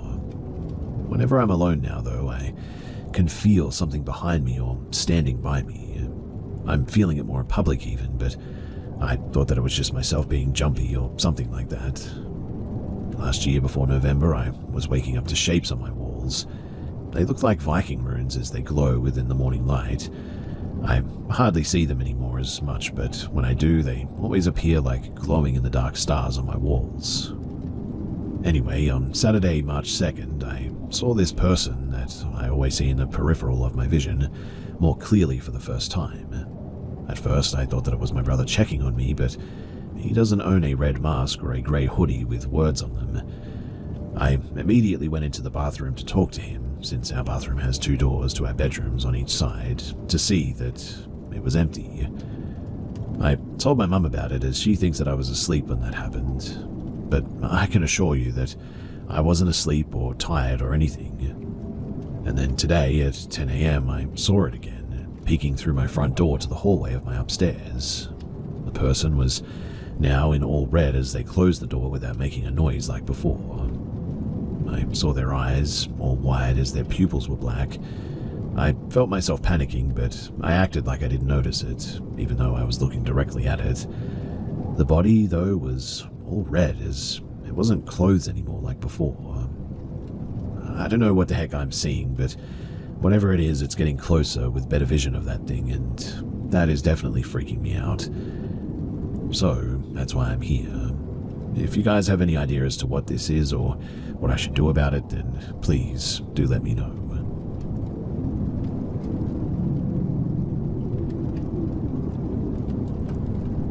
So, I know that this is going to sound impossible, but I found pictures on my phone of myself at 12:52 a.m., and I can assure you that I did not take them. I was in the kitchen just trying to heat up some food when I woke up not too long ago in the morning and I checked my phone. I was looking for something in the gallery and I found 2 pictures of myself from last night in the kitchen, and the angle that the pictures were taken was by the kitchen bar. Now, there was nothing behind the phone to support it from that angle, like at all. I remember I placed the phone by the kitchen bar, but even if that was the case, it's still not possible that those pictures were taken because someone had to tap the phone to take the pictures. Also, my phone is new and it's never lagged at all or anything. There was no one home, I was the only one there. I only had my cat and she was in my room. And the whole thing is just really creepy. Obviously, I checked my apartment and did everything possible to find the truth behind this. I mean, possibly it could have been an intruder or something. But that's just not the case at all, and really I have no logical explanation, nothing to solve this. I came to the conclusion that this must 100% be paranormal activity of some sort. I came to the conclusion that this must be 100% a paranormal activity of some sort, especially after trying to recreate the angle like the pictures. My phone had to be definitely up in the air like that and tilted to the right a little bit. Something paranormal is definitely messing with me, and if anyone knows what kind of entity that might be able to do something like this, then please do let me know.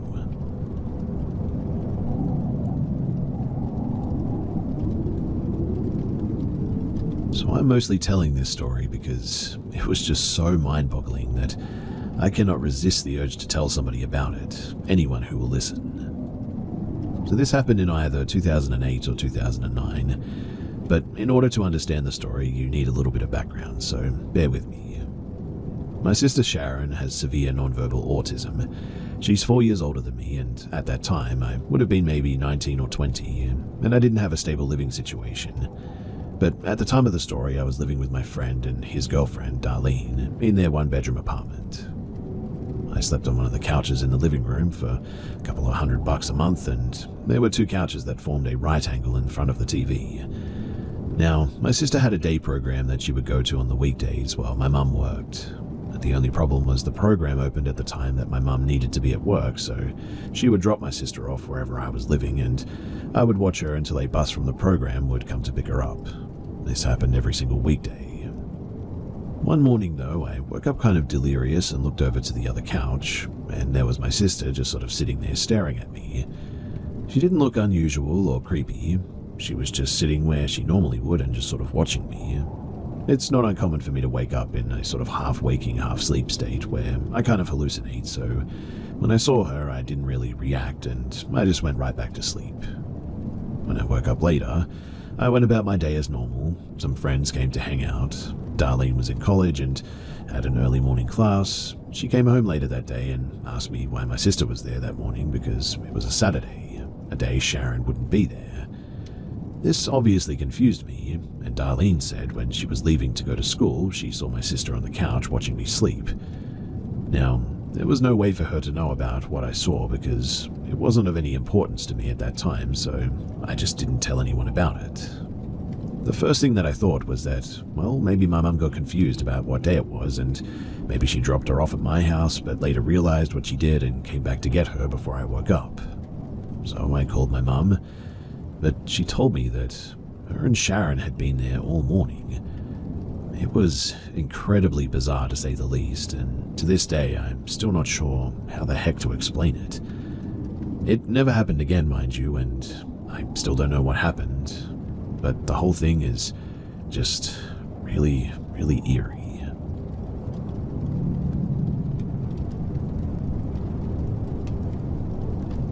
So I live in an old farmhouse that was built in 1860, and I moved in many, many years ago. I was only about 12 years old when we moved in, but when my mother told me that I was sleeping upstairs, I immediately got an unsettling feeling without even knowing anything about the house. So I got all of my stuff up there and I slept up here. After about 2 years, I started feeling very uncomfortable in my own room, and feeling like I wasn't welcome at exactly 11 o'clock every night. I've even had friends come over that I haven't said anything about this to them, and around 11 o'clock, without failure, every single one of them has said that they want to leave my room. This started about 2 years ago, and I originally had just put it out of my mind and tried to ignore it. But after about 6 months of it, I went to sleep and woke up to an old woman standing over my head. I blinked, I waved my hands in front of me, and she was just standing over my face, staring. I watched her, terrified, fade out of existence over a few minutes with a terrible smile. I didn't go into my room for weeks after that, and then about 3 weeks later, the weird energy was just gone. So I was fine sleeping up there for about 1.5 years, and then the weird feeling at 11 o'clock started every night, all over again. I started burning sage as soon as I would feel weird, and this has always helped. and then going downstairs to sleep on the couch. Flashback though to about a week ago, and I got that weird feeling. I started burning sage, and immediately my sage just would not burn no matter how hard I tried. Then it went up in a huge flame and blew out in the opposite direction of my breath, and I watched the flame go up to the side, so I went downstairs, and the entire night I just saw something peeking around the corner by my stairwell. And the fact that I was still seeing things downstairs really worries me, because I've always gone down there to get away from the bad energy. Well, this has been going on since then, and anytime I look out of my peripheral vision, I see an all-black figure of a person just staring at me. I guess I'm just trying to get some advice on, what to do, because I feel like things are escalating, and I just don't know how to go about fixing it before everything goes too far. And for anybody that's wondering why I don't sleep upstairs, it's because whenever I get that feeling, I'm terrified that I'm going to wake up to that old woman standing over my face again. So I choose to just sleep on the couch to make sure that I don't have to go through that again.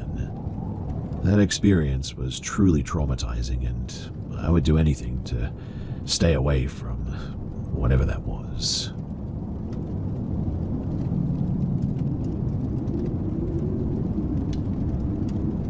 So back in 2004 or 2005 or something like that, my girlfriend and I were driving around, and I decided to go to the Honda dealership in town to look at motorcycles.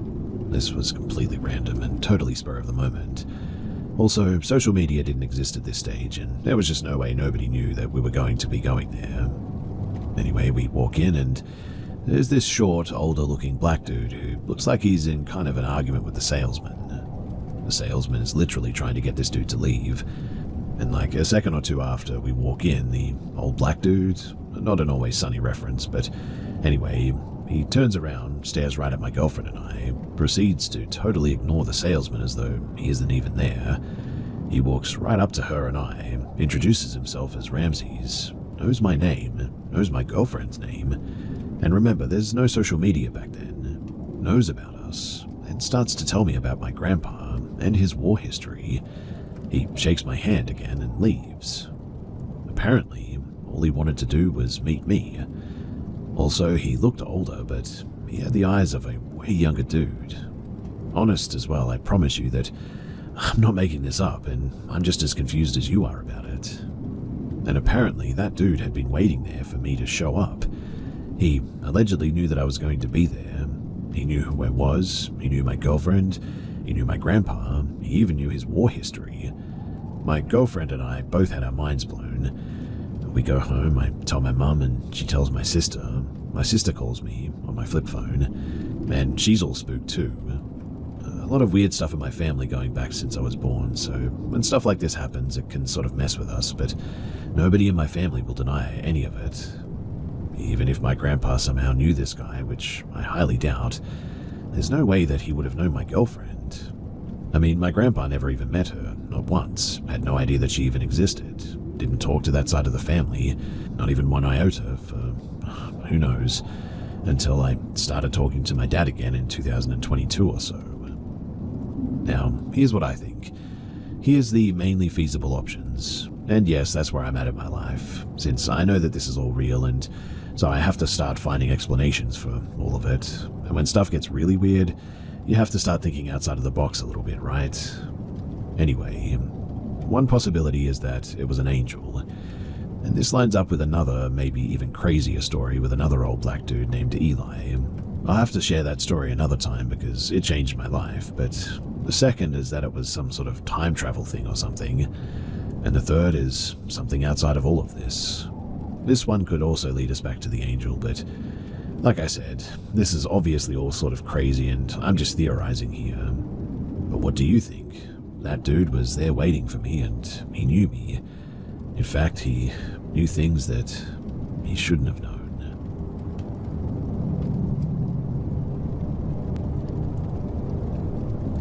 I am a long-distance hiker. I've hiked the entire JMT twice in both directions.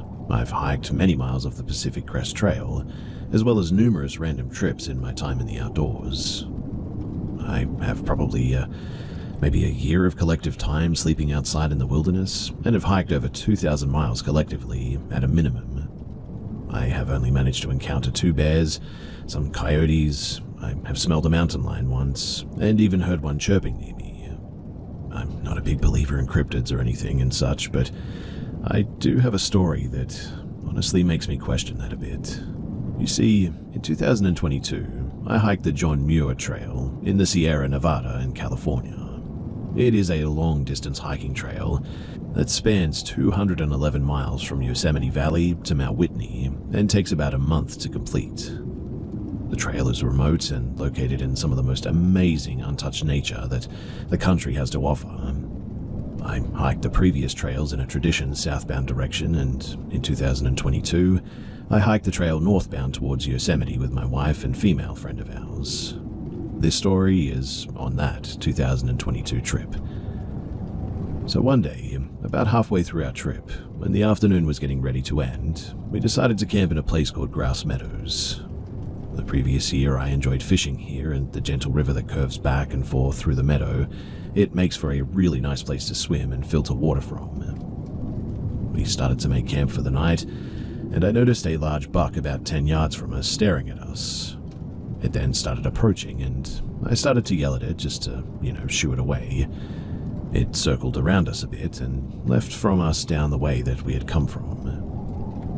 I decided that I was going to catch a few fish before the sun went down, and who knows, maybe we could have some fish tacos for the night. The girls agreed, and said that they would finish making camp while I was off. We split a 3-person tent, so it was pretty easy. Anyway, as I went down toward the small river in the meadow, there was a large rock near where we were camping, and it was about the size of, I would say, a 2-car garage, and about that tall as well. Large enough that you definitely couldn't see over it. Now, when I passed it, I noticed a young man walking around it in my direction. I was surprised by that because by this time most people are already getting camp ready, as it gets pretty cold and dark fast in this Sierra. I was also a bit confused on where the heck that he'd even come from, as he was not on the trail. He was just sort of walking straight through a meadow with a river running through it, away from any trail. As he got closer, I noticed that he was only wearing a small day pack, blue running shorts, and a white t-shirt, all completely clean. That may not sound that strange, but when you're multiple days away from any trailhead that leads out of the mountain, it definitely is a bit strange. I was kind of walking away from him toward the river, but it seemed like he was following me, so I stopped and said, "Hey man, how's it going?" He replied, "Hello," in a very plain and sort of monotone voice. He then said to me in the same voice, "What are you doing?" I replied, "Well, I'm about to go fishing," as if it wasn't obvious that I have a rod and a reel in my hand. He didn't laugh though. As he kept following, he said, "What will you do with the fish?" I said, "If it's big enough and not pregnant, I'm going to eat it." At this point I stopped by a little beach on the side of the river, and he passed by me, and I felt a bit of relief. He seemed a bit off to me, I guess, but then, just when he was about 20 feet past me, he stopped and turned around along the beach and squatted down and just watched me fishing. Eventually I pulled one in, and it was a pretty good size, and I prepared to clean it, and just as I pulled the guts out of the fish, he said, "How does it taste?" And I looked over at him, waiting to hear a joke or something, and he was just smiling. A terrible feeling suddenly came over me, like that hair on the back of your neck type of feeling, just standing up. I said, "Well, I have to clean it first, man, and cook it and all." I said it in a way that would have come off to normal people as, "Okay, I'm done talking to you, it's time to go" type of way. I stuck my knife in the sand in front of me, and I didn't put it away this time. The man, after a while, said, "I'm hiking 30 miles today." And I said, "That's nice, man, have fun." And he just stood up and walked off into the meadow towards a tree line, not on or near any trail, and just sort of vanished into the woods. I went back to camp, and I didn't really say anything to the girls because I didn't want to scare them. And I came in and we ate and we went to bed, and honestly, I mostly forgot about it. But then I wake up, Well, actually, I felt woken up is probably a better way to say it. I noticed both girls sitting up, and my wife said, "There's something there." I was so tired that I just said, "No, there isn't. Go back to bed, guys." I laid down, and so did the girls, and within seconds heard a very fast shuffling sound, and immediately I sat up, and so did the girls. I said, "Oh yeah, there's definitely something there." So I use a sort of small foam sitting mat outside of my inner tent in the vestibule for shoes at night and to sit on during the day. And I saw it moving, and could even feel it moving, which meant that something was literally right outside of my tent. I grabbed my headlamp and our bear spray, and with my heart exploding out of my chest, I zipped open the tent ready to battle whatever was out there. But when I did, there was nothing. Not even a distant sound. It was dead silent. Like ear-ringing silent, in fact. Maybe a squirrel or something? Or maybe that buck that I saw earlier, I said. We laid down, and this ended up happening like 7 more times. And every time that I went out, there was nothing. Eventually, I started to actually pass out because of just how exhausted I was, and I only really remember cursing at it as I fell asleep. I woke up again and looked over, and both my wife and friend were asleep. I heard the sound again, and I got ready with my bear spray and worked up my courage once more. I zipped open the tent, and there he was, about 15 feet away. The same guy on all fours in an almost push-up-like position, staring directly at me with that same face. It was completely silent, and then he crawled backwards into the dark with a speed that it's hard to explain. Then, all I remember is that I woke up. I was so relieved that it was a dream, and in the morning I told them that I had dreamed that there was something at the tent, and they looked at me like I was joking. Our friend said, "Yeah, that wasn't a dream." My heart sank. I said, "Well, what about the guy?" And they said, "What guy?" Obviously, I didn't tell them about the guy down at the river, so they couldn't know if it was real or not, or just a dream that he had visited the tent. But they also recalled not understanding why they fell asleep so fast when something was outside, and they felt like there was a sort of blank in their memory before falling to sleep, which is a bit weird. We all agreed that there was a general feeling that was off in this place. I don't really tell people this story too because I know how crazy it sounds, that it sounds stupid and fake. It even sounds that way to myself when I talk about it. But I do know one thing. I will never be sleeping in that meadow ever again.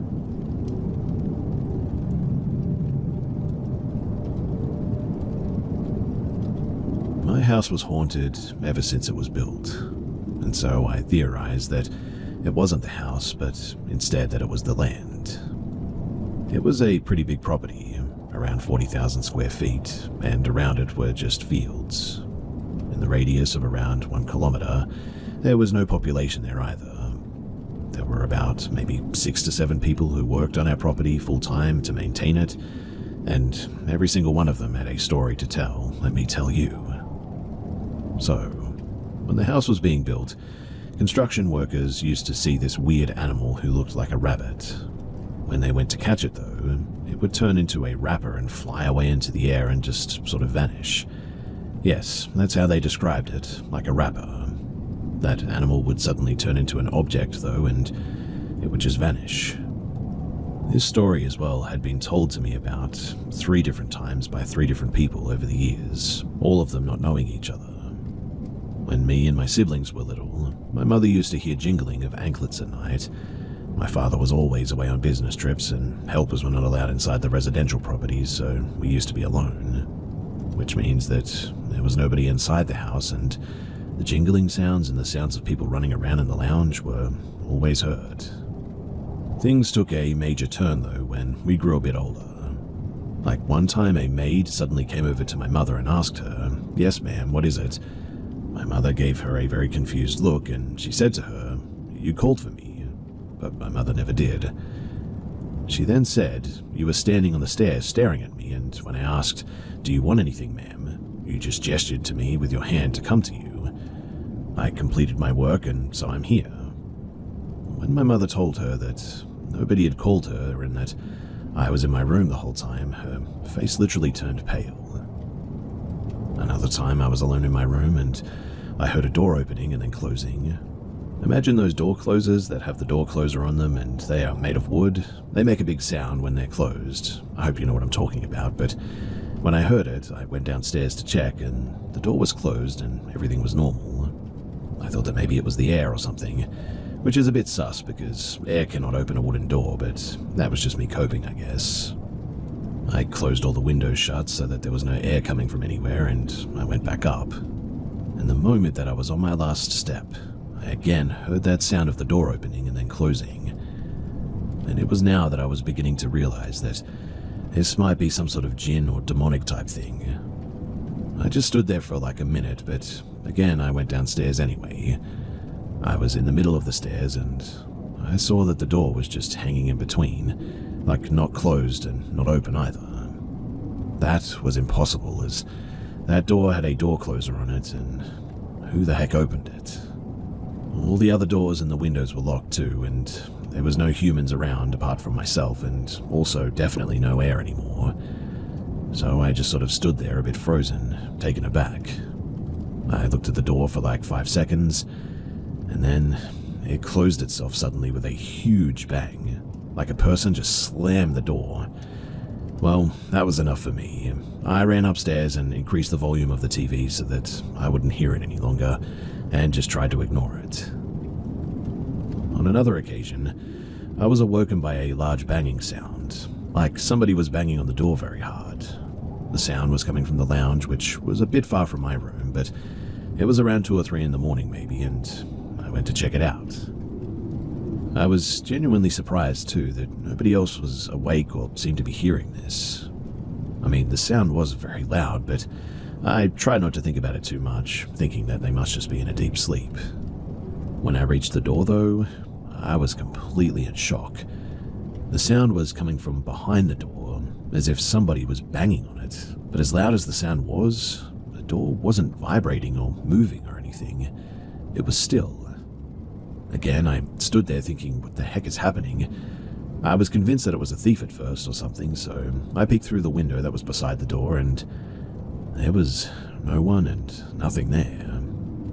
The sound was still coming, but there was no one behind the door, and it was a really, really strange experience. But as I told you, we were experiencing these things since even childhood, so I just turned and I went back to my room to go to sleep. There was also this one thing too that used to happen pretty regularly as well. Whenever one of us was sleeping alone in a room at night, we used to always feel as if something was pulling the toe on our feet. I swear as well that this happened so many times that I just eventually lost count. Another thing that usually happened to my mother, though, was that she was slapped on her leg. Even if we were in the room, she would just sort of wake up and angrily ask, "Did you just slap me?" I would always sit there clueless as to what she was talking about, and then we would both give each other that knowing look and just sort of go back to sleep or go back to our work or whatever. And the most strange part is that I used to get these dreams about strange types of like darkness lingering in our house. One could say that my mind was just playing tricks on me, but hear me out first. So one time I had a dream that there were a bunch of children between the ages of 3 to 6 sitting on our lawn eating raw meat. The kids' clothes and bodies were very dirty, and they were just devouring the meat that they had in their hands. I woke up feeling a bit weird, but I didn't say anything. I went to the lawn to get some fresh air, and I saw that there was a trash bag there, randomly just sort of seemingly placed there. I didn't give it too much thought, and I went back to the main lounge to eat some breakfast. Now, as I was eating, my mother came to me looking a bit uncomfortable, I guess, and told me that when she woke up, she found a cluster of meat on our lawn. Like, take a bunch of meat and press it tightly together, that's what this looked like. That's when I told her about my dream, and both of us just sort of sat there, speechless, really. Anyway, this is getting pretty long, so I'll leave it there for now, but I lived in that house for 13 years before eventually moving to another city, and upon moving, nothing else has ever happened.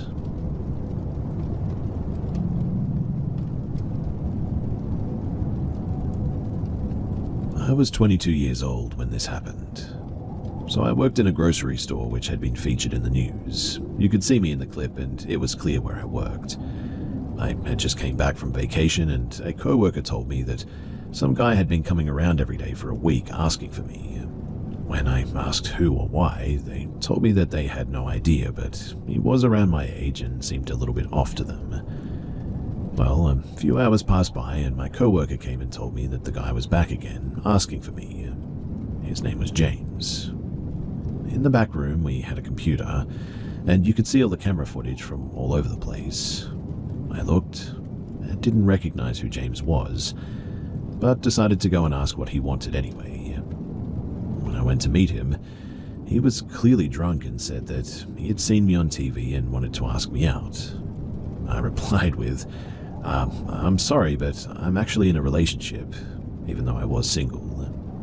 I said that I needed to get back to work, and he asked me if he should come with me or not. I was confused by this and said that I'm working. He then left, but I could see him through the cameras outside the store, just drinking. A few hours passed by, and he was still waiting for me outside, so I had to use another exit when I left. The next day, I came to work, and I saw him waiting for me outside the store. He had a huge smile on his face, and he immediately walked up to me. He was really shy and didn't say a word until I said, "Hey," while passing by to get into the store. He followed me inside and said that he needed to talk. I asked him what was up, and he said, "How about we go to the movies?" He was really creepy, and I replied, "Look, I'm sorry, I have a boyfriend, remember?" As I was walking away, he started following me and asked if he could come help me with my work. "No thanks," I replied. Once again, I looked at the camera footage, and yet again he was waiting for me outside. At this point, I started asking a male co-worker to escort me safely to my tram every night when my shift ended. I started getting really scared once this had been going on for a while, and he clearly wouldn't leave me alone. I asked my brother if he could drive me to work on his motorcycle and hug me outside of my workplace, so it looked like he was my boyfriend, and James would maybe leave me alone finally, since I knew that he was somewhere watching and waiting for me to get to work. It didn't help though. I started getting these messages like, "Is that your boyfriend? And he doesn't need to know if we go out, you know." I was confused about how he had even gotten my number in the first place. I asked all of my co-workers, and a new one said that she'd apparently given my number because he had said that he is a friend of mine. I was angry about that. At this point, I asked my male co-workers to throw him out if he ever came back, which was a lot. A couple of weeks went by without any harassment, and I finally thought that he had left me alone. But boy, was I wrong. I came to work one day and was in the changing room and heard that we have a new co-worker and that it's his first day. I didn't think anything of it and proceeded to change my clothes. Once I got out of my changing room, my jaw literally hit the floor. Another co-worker said, "Hey, this is James." I looked in horror as she asked me what was wrong. I said, "I know, this creep has been the one stalking me for weeks," as James smiled. I went and searched for my boss to ask him what the heck. My boss said that he had no idea that this was my stalker and kind of laughed it off as no big deal. I told him that either he leaves or I will. He said that I wouldn't have to work the same shift as James and he couldn't fire him. He lied though. You see, I had a lot of shifts with him, and wherever I went, he followed without saying a word. He just kept following me. I would often have my lunch break by the computer so that I could at least see where he was, and every day I could see him just staring at me behind me as I ate. We had cameras there too.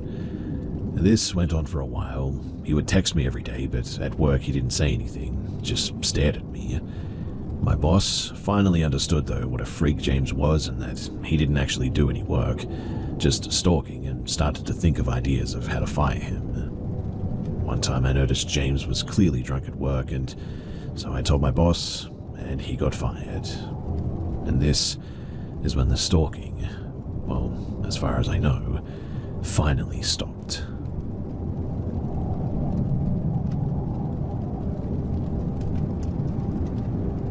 This is my account of the only real scary occurrence that I've had in my life. It was mid-October, 1992. I was riding home on my motorcycle from seeing some friends. It was late in the evening, early morning hours of that chilly fall weekend in Central California. I had made my turn off of the county freeway onto a less than well-lit country road. I remember that the road ahead was deserted, no headlights coming towards me, nor any taillights in my rearview mirrors. The road was encompassed, though, with large walnut groves on each side. The huge trees and the land swallowed the distance ahead in complete darkness. I was clipping along at about maybe 50 miles per hour when my eyes caught the jogger up ahead of me, on my right side. My mind quickly thought, how odd, wondering why someone would be out here, jogging at this time of the year, at this hour of the night. As I approached him, I gradually moved to the middle of the road to give the jogger some space. I touched on my brights so that he could see me approaching. Now, understand this. At first, in my mind, there was nothing out of the ordinary, other than the timing of the situation. A hooded runner, heather grey sweats, a figure about 6 feet tall, jogging along the shoulder of a deserted country road at midnight in October. A bit strange, yeah, but really, who am I to judge? Anyway, as I approached him at a safe distance of maybe 100 feet away, bright headlight blazing, I saw him. Or perhaps I should say, it stumbled. I fully expected the figure to fall, sprawling face down into the plowed dirt, but it didn't. It fell to the ground on all fours, but very quickly and with amazing agility, it began running like an animal on all fours, like a wild animal. Mind you, I was riding at a regular speed at this point, maybe 55 miles per hour, but the hooded human form that I'd watched become a hooded animal was keeping pace with me for a moment. Then, as if it sensed that it had been discovered, it sped off to its right into the pitch-black walnut grove. Instantly, my blood ran cold. I downshifted out of instinct and throttled hard, and honestly, I was gone. All I could think of at that split second was that thing, that animal, might suddenly pop up in my rearview mirror with some horrific, maniacal, grimaced face right before ending me. Before I knew it, I was driving 5 miles down the road and my speedometer read 100 miles per hour. And just before I made my final right turn towards home, I got my courage up to look into my rearview, but there was nothing. There was just the pitch-black night behind me. Whatever it was now gone. Shakingly, I made my last turn, and I didn't look back again until I pulled into my garage and I closed the door. To this day, now 30 years later, I can tell this story, and my listeners will react with either complete disbelief, some believe me, and others are not sure. But what really was it? A person, an animal, a shapeshifter, a skinwalker or something? Or maybe a combination of all those? I'll let you decide for yourself.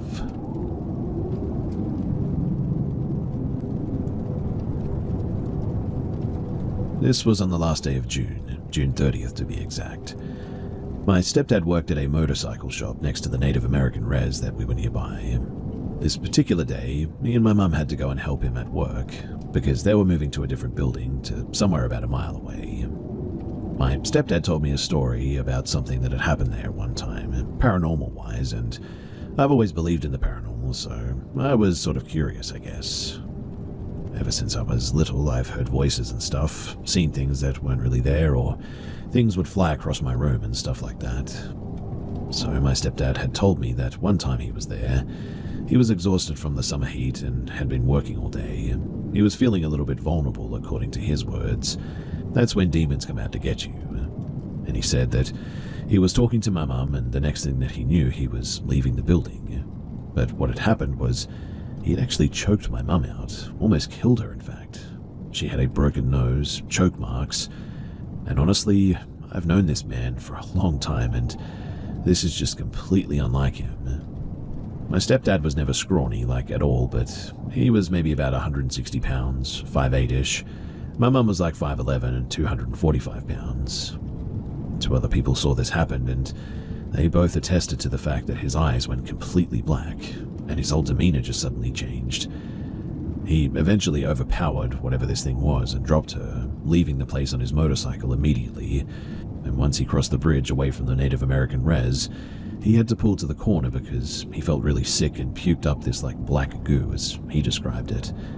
He went over to the cop that was at the other corner and asked if he had seen him, and the cop said no, he never even heard the motorcycle. So, that's my dad's story, but this night it was my turn to have an experience that secured my belief in the incident that happened and in the paranormal. So the night was normal. It was about 9 p.m. and I was going to Walmart, a little bit away with my mum to get some food since everybody was hungry. We got to said Walmart, but we actually had the dog in the car with us, and so my mum decided to stay in the car with him while I went in with her phone to get some groceries.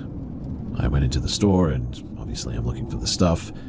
I was about to call my stepdad on my mum's phone. I didn't have a phone at the time since I wasn't old enough yet, and call my stepdad to see what kind of flavor of yogurt that he wanted. But he called me, and I answered the phone and I hear, "Hi," and I said, "Hey, good thing you called me. I was just about to call to see what kind of yogurt." It was cut off by "hi, hi, hi" over and over again. I was like, "Hello?" And all I got was "hey" and "hi," and then the phone just hung up. That was a bit weird, and definitely freaked me out a bit. I called him back and was like, "What did you do that for?" And he was like, What do you need? I was on the phone with my boss." And my heart instantly sank. I told him what happened, and he told me not to worry, but I was worried. He said to get whatever I had to, so I hurried and got the food and I left. I went out and told my mum what happened, and she said to just ignore it too. I was getting in the car and we were about to leave, and a message came through on her phone. "What's your name, little one?" with a bunch of like scribble and random numbers and signs and things. I then said, "What the heck?" and I started saying, "Stop, Dad, this isn't funny." We got there and I confronted him, and he said that he didn't know what I was even talking about, and he just sort of blew it off again. Me and my mum were going into his room to unstock the shelves of all the nuts and the bolts and screws and tape and all that sort of small stuff, but the lighting in this room was insanely bright and the music was louder in there than all the others. It was too much for me for a bit, and I got really nauseous all of a sudden. My mum was directing me to leave. As I said, she's like 5'11", and I was about 5'3"-ish at the time, so she's a little bit taller, but she had her arm over my shoulder and opening the door, and as I turned, I saw an almost 6-foot black shadow figure of a man, and I hear, "Get out." And me and my mum, we instantly ran. I felt really sick all of a sudden, and it was hard to breathe, and it was hot as heck outside. But we ran and told my dad, and even he looked a little bit scared. I was absolutely terrified by all of this. Me and my mum and dad all had to go lock up the merch room, and I was the one who had to go unlock the door. And I felt sick, but my stepdad and mum were too chicken to do it, so I had to. I went over and was locking the door, and I hear Joe in an almost like little girl sing-song voice, and I instantly froze. I looked back, and so did my mother and stepdad, and my mum goes, "It just called his name," and we all instantly ran together. My stepdad had this look on his face, and he looked like he was about to puke as well. We got out of there though, and I refused to go back there ever since. More stuff happened, little stuff. Like my parents kept hearing their names being called, all kind of stuff. Eventually we left, and I will never be going back there ever again. By the way, if you've ever seen a Native American bent marking tree, they're trees that are tied to rope when they're growing, so that they have a bend near the base, and there was one actually outside of this place. About a year or two later, me and my mum and my stepdad all went on vacation. We went up north, and up there was this supposed haunted mansion, and it was definitely a little bit eerie seeing one of those bent trees there as well. Also, that place was also very haunted. It had Native American print on the windows, and the people who lived there were friends with Native Americans. Also, there was a Native American pottery thing going on there as well. It's called the Riordan Mansion. If you go on tour there, you have to get told all the dark history and all that, but when I went there, I swear that I could feel and sort of sense that something had happened there. I'll perhaps write another post about that some other time, but anyway, this is what happened at my dad's workshop, and I'm super glad that we never have to go back there ever again.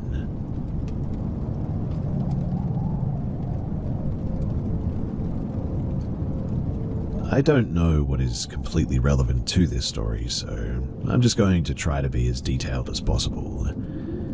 So several years ago, when I was still a student, I witnessed something strange.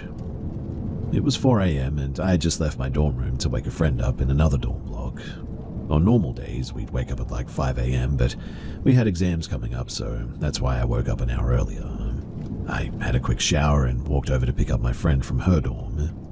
Now, we didn't have any streetlights on our campus, and we were far from the closest town, like 5 kilometers at least. So the area was pretty dark, with exceptions of the lights emanating from the individual dorm building entrances. Her dorm was around a 3-minute walk, and between her dorm and mine, there wasn't much but a path lined up by a short hedge and some trees here and there, really. Now, around a minute away from her dorm room, now in view, I saw something. A bright, blinding ball of light, roughly the size of a volleyball, shot from behind me. I instantly froze. I felt like this thing was watching me. It made no sound at all, and somehow it didn't illuminate the area around it as much for the amount of light that it was producing. It stayed motionless, around 1.5 meters above and in front of me. I remember standing there and wondering what on earth that was. I was frozen, and I had this terrible sense of dread, and I felt paralyzed.